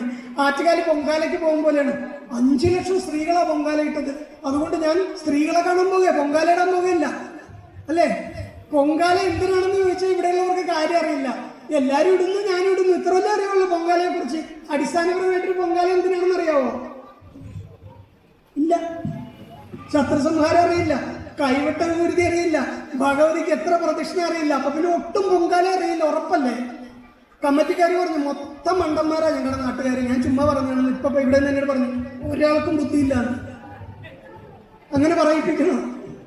അപ്പൊ നമുക്ക് സത്സംഗങ്ങൾ വെച്ച് അടുത്ത വർഷം പ്രഭാഷണം നടത്താൻ ഇതുപോലെ ആരെങ്കിലും വന്ന് ചോദ്യം ചോദിച്ചാൽ ഇങ്ങോട്ട് ചോദ്യമൊന്നും ചോദിക്കേണ്ട. അമ്പലം ഞങ്ങൾക്കറിയാം, ക്ഷേത്രം എന്താണെന്നറിയാം, ക്ഷേത്രത്തിൽ സേവാസമിതി എന്തിനാണെന്നറിയാം, പ്രദക്ഷിണം എന്തിനാണെന്നറിയാം, തീർത്ഥം എന്തിനാണെന്നറിയാം, വിളക്ക് എത്തിക്കുന്നത് എന്തിനാണെന്നറിയാം, ജീവിക്കുന്നത് എന്തിനാണെന്നറിയാം, മൃത്യുഞ്ജയ മന്ത്രത്തിന്റെ അർത്ഥം അറിയാം. എല്ലാം ഞങ്ങൾക്ക് അറിയാമെന്ന് പറയണ്ടേ? നമുക്ക് അടുത്ത വർഷം പറയാനേ. ഞാൻ നിങ്ങൾ കൂടെ കാണാൻ വരാം. നിങ്ങൾക്ക് എന്ത് സംശയം ഉണ്ടെങ്കിലും എന്നോട് ചോദിക്കാം, കേട്ടോ? അപ്പൊ എല്ലാവർക്കും നല്ലത് വരട്ടെ എന്ന് പ്രാർത്ഥിക്കുന്നു. ഇനി കൂടുതൽ സമയമെടുത്താൽ ഉച്ചക്കുള്ള ഒരു ഭക്തിയുണ്ട്. നമുക്ക് ഉച്ചക്ക് മാത്രം ഹിന്ദുക്കൾക്കുള്ള ഒരു ഭക്തിയുണ്ട്. അതിനെന്തെങ്കിലും തടസ്സം വന്നാൽ എന്നെ കല്ലുവെച്ചറിയും. ഉച്ചക്കുള്ള ഭക്തി എന്താ, അല്ലേ? ഉച്ചക്ക് മാത്രമുള്ള ഒരു ഭക്തിയുണ്ട്. സപ്താഹ ആയാലും നവാഹ ആയാലും കല്യാണമായാലും. കല്യാണം കണ്ടിട്ടുണ്ടോ? 10 മുതൽ 10:30 വരെ മുഹൂർത്തം. 10:30 ഇങ്ങനെ ഇരിക്കും കസേരയിൽ. പൂജാരി താലി വിട്ടു എന്ന് പറഞ്ഞ് താലി നേരെ പെണ്ണിന്റെ കഴുത്തിലേക്ക് വെക്കുന്ന സമയം നമ്മൾ ഇവിടുന്ന് നീച്ച് സദ്യാലയത്തിലേക്ക് ഓടും. കല്യാണം കാണാൻ പോകണമല്ല. കല്യാണം എന്തെന്നറിയില്ല, കല്യാണത്തിന്റെ പവിത്രത എന്തെന്നറിയില്ല. വിവാഹം നടക്കുമ്പോൾ ആ വധൂവരന്മാരെ നമ്മളെ മനസ്സുകൊണ്ട് അനുഗ്രഹിക്കുമ്പോഴാണ് വിവാഹം എന്ന മംഗളകർമ്മത്തിന്റെ പൂർണ്ണത എന്ന് ഹിന്ദുവിന് അറിയില്ല. ഒരു പള്ളിയിലാണെങ്കിൽ പള്ളിയിലെ പാതിരി മുഴുവൻ സമയവും നിന്ന് കീർത്തനവും പ്രാർത്ഥനയും ചൊല്ലി അവരുടെ നിയമവും പറഞ്ഞ് സകലതും പറഞ്ഞ് കേട്ടും കഴിഞ്ഞ് പെണ്ണിനെയും പിള്ളേരെയും സകലരെയും വെളിയിലാക്കി കഴിഞ്ഞിട്ടേ ഭക്ഷണമുള്ളൂ, അല്ലേ? അമ്പലത്തിൽ ഉച്ചക്ക് മാത്രമേ ഭക്തിയുള്ളൂ. നവാഹാണെങ്കിൽ ചൊല്ലുന്ന ആചാര്യനും ഉണ്ടാവും, മേൽശാന്തി ഉണ്ടാവും, പ്രസിഡന്റും കാണും. സപ്താഹാണെങ്കിൽ ഇത് തന്നെ. 50 വർഷം സപ്താഹം നടത്തിയാലും ഉച്ചക്ക് മാത്രമേ ഭക്തജനങ്ങൾ ഉണ്ടാവുള്ളൂ. പിന്നെ ഇവിടെ ഒരു കാര്യം ശ്രദ്ധിച്ചോളാം. ക്ഷേത്രത്തിൽ അന്നദാനം എന്ന പദം വെക്കരുത് നോട്ടീസിൽ. തെറ്റല്ലേ അത്? ദാനം ആർക്കാണ് കൊടുക്കേണ്ടത്? ഇല്ലാത്തവർക്ക് കൊടുക്കുമ്പോഴേ ദാനാവുള്ളൂ, അല്ലേ? ക്ഷേത്രത്തിൽ നടത്തുന്ന സദ്യ കഴിക്കുന്നത് ആരാ? ബെൻസിലും BMW വരും. അത്യാവശ്യം സമൂഹത്തിൽ നിലയുള്ളവർ വരും. അപ്പൊ അത് അന്നദാനമാണോ? അല്ല, അന്നപ്രസാദമാണ്. അമ്മയുടെ സന്നിധിയിൽ വെച്ച് വിളമ്പുന്ന ഏതൊരു ഭക്ഷണവും പ്രസാദമാണ്. അപ്പൊ അതുകൊണ്ട് കമ്മിറ്റിക്കാർ ശ്രദ്ധിച്ചോളണം. അടുത്ത വർഷം മുതൽ നോട്ടീസിൽ ഭരണസമിതി എന്ന് പാടില്ല, തെറ്റാണ്, സേവാസമിതി ആക്കണം. അന്നദാനം എന്ന പദം ഉപയോഗിക്കരുത്. പകരം അന്നപ്രസാദമായിരിക്കണം. പ്രസാദമായാൽ പാമരനും പണക്കാരനും ഒക്കെ കഴിക്കാം. പാവപ്പെട്ടവനും പണക്കാരനും ധർമ്മക്കാരനും ഒക്കെ കഴിക്കാം. അന്നദാനമാണെങ്കിൽ ഇല്ലാത്തവന് കൊടുത്താലേ ഉള്ളൂ. ഇവിടെ ഇല്ലാത്തവനാണോ കഴിക്കുന്നത്? ഇല്ലാത്തവൻ വെളിയിൽ നിൽക്കേണ്ടി വരും. ആദ്യം ഉള്ളവൻ കഴിച്ചിട്ട് മതി എന്ന് പറയാം അല്ലേ? അപ്പൊ അതുകൊണ്ട് അന്നപ്രസാദമാക്കണം. ഇത് ശ്രദ്ധിക്കണം. ഇനി മറ്റു ചടങ്ങുകൾ എന്തുണ്ട്? അപ്പൊ എല്ലാവർക്കും നല്ലത് വരട്ടെ. ഞാൻ ആരെയും വിഷമിപ്പിച്ചോ ബോറടിപ്പിച്ചോ ഒന്നും ചെയ്തില്ലല്ലോ അല്ലേ? നിങ്ങൾക്ക് ബോറടിച്ചില്ല ഒന്ന് കൈമുക്കിക്കൊള്ളാം. കുറച്ചു പേർക്ക് ബോറടിച്ചെന്നു. അപ്പൊ അല്ല, കുറച്ചു പേര് ചുമ്മാ കൈപൊക്കിയൊക്കെ അങ്ങനെ കുറെ നേരം നിന്ന് സംസാരിച്ചല്ലേ. എന്റെ പേരറിയാവോ? വിനീത് ഭട്ട് എന്നാണ്. നാട് വൈക്കമാണ്. പക്ഷെ ഞാൻ വർഷങ്ങളായിട്ട് താമസിക്കുന്ന ഹൈദരാബാദാണ്. പക്ഷെ എല്ലാ മാസവും കേരളത്തിലുണ്ടാവും. ധാരാളം ക്ഷേത്രങ്ങളുടെ തന്ത്രമുണ്ട് എനിക്ക്. ഇവിടെ ആറ്റിങ്ങലുണ്ട്. കേരളത്തിൽ ആറ്റിങ്ങൽ തിരുവനന്തപുരം ജില്ലയിൽ കൂടുതലുണ്ട്. ആലപ്പുഴ ജില്ലയിലുണ്ട്. പിന്നെ മറ്റ് സംസ്ഥാനങ്ങളിൽ കൂടുതലായിട്ട് ക്ഷേത്രങ്ങളുണ്ട്. പിന്നെ ഏറ്റവും ഇഷ്ടം ക്ഷയിച്ചു കിടക്കുന്ന ക്ഷേത്രങ്ങളെയൊക്കെ പുനരുദ്ധരിക്കാൻ വേണ്ടി അവിടുത്തെ ഒരാളായിട്ട് പോയി കൂടെ അങ്ങ് നിൽക്കും. എൻ്റെ ക്ഷേത്രം എന്നാണ് കരുതുന്നത്. എവിടെ പോയാലും ഇത് എൻ്റെ അമ്മയാണ്, എൻ്റെ ക്ഷേത്രമാണെന്ന് കരുതി കൂടെ നിൽക്കാറുണ്ട്. ഇന്നുവരെയും അങ്ങനെ ക്ഷേത്രങ്ങളെ സംരക്ഷിച്ചുകൊണ്ടായിരിക്കണം. ഈ ചെറുപ്രായത്തിൽ ഇന്ത്യയിൽ അത്യാവശ്യം എല്ലാ സംസ്ഥാനങ്ങളിലുമുള്ള മുഖ്യമന്ത്രിമാരുടെ പേഴ്സണൽ ജ്യോതിഷനാണ്. ഇന്ത്യയിലുള്ള ഏറ്റവും കൂടുതൽ സംസ്ഥാനങ്ങളിലെ മുഖ്യമന്ത്രിമാരുടെ കുടുംബ ജ്യോതിഷനാണ്. അതെനിക്ക് ദേവതകൾ തന്ന അനുഗ്രഹമാണ്. പിന്നെ കുറച്ചുകൂടെ സൗന്ദര്യത്തോടു കൂടി പറയുകയാണെങ്കിൽ ഇന്ത്യയിലുള്ള എല്ലാ സിനിമാക്കാരുടെയും പേഴ്സണൽ ജ്യോതിഷനാണ്. അതൊരു സൗന്ദര്യമുള്ള മേഖലയാണല്ലോ. ഇപ്പൊ അതും പറയാൻ പറ്റില്ല. ഏതോ ഒരു ഗോൾഡിന്റെ പേരിലുള്ള കമ്മിറ്റി വന്നിട്ട് ഇപ്പൊ മൊത്തം നാണക്കേടാ. ഹേമ കമ്മിറ്റിയോ അങ്ങനെ എന്തോ. അതൊക്കെ വെറുതെയാണ്. മലയാള സിനിമയെ ഒന്ന് നശിപ്പിക്കുവാൻ വേണ്ടിയിട്ട് അവിടെയും കുറച്ച് ക്ഷുദ്ര ശക്തികൾ കയറിയതാണ്. നമ്മുടെ ക്ഷേത്രങ്ങളിൽ ഈ ക്ഷേത്രം ഒന്ന് ഉയർന്നു വരട്ടെ. ഇതുവരെ കയറാത്ത ആളും കയറിയിട്ട് ഭരണത്തിൽ കയറാൻ വരും. ഇപ്പൊ കഷ്ടപ്പെടാൻ കുറച്ച് ആൾക്കാരുണ്ടാവും. ഇത് ഡെവലപ്പ് ചെയ്ത് കൊണ്ടുവന്നു കഴിഞ്ഞാൽ ഇതിന്റെ മുകളിൽ കയറി ഇവരെയൊക്കെ കുറ്റം പറഞ്ഞ് ഇറക്കിവിടാൻ ഇനി ആൾക്കാർ വരും. അത് ഹിന്ദുവിന്റെ മാത്രം ഒരു സ്വഭാവമാണ്. അത് മുട്ടക്കുളത്തുണ്ടാവരുത്. നിങ്ങളെല്ലാവരും മുട്ടക്കുളത്തമ്മയുടെ മക്കളായിരിക്കണം. എല്ലാവർക്കും നല്ലത് വരട്ടെ എന്ന് പ്രാർത്ഥിക്കുന്നു. നന്ദി, നമസ്കാരം. അധിക പ്രസംഗമായെങ്കിൽ ക്ഷമിച്ചേക്കുക. കുറച്ച് വയ്യാഴിക ഉള്ളതുകൊണ്ടാണ് എൻ്റെ വാക്കുകൾ വരാത്തത്. അല്ലെങ്കിൽ ഞാൻ കുറച്ചുകൂടെ തീപ്പരിയാണ്. ഞാൻ കുറച്ച് സൈലന്റ് ആയിട്ട് നിന്നിട്ടാണ് സംസാരിക്കുന്നത്. എല്ലാവർക്കും നല്ലത് വരട്ടെ. നമസ്കാരം.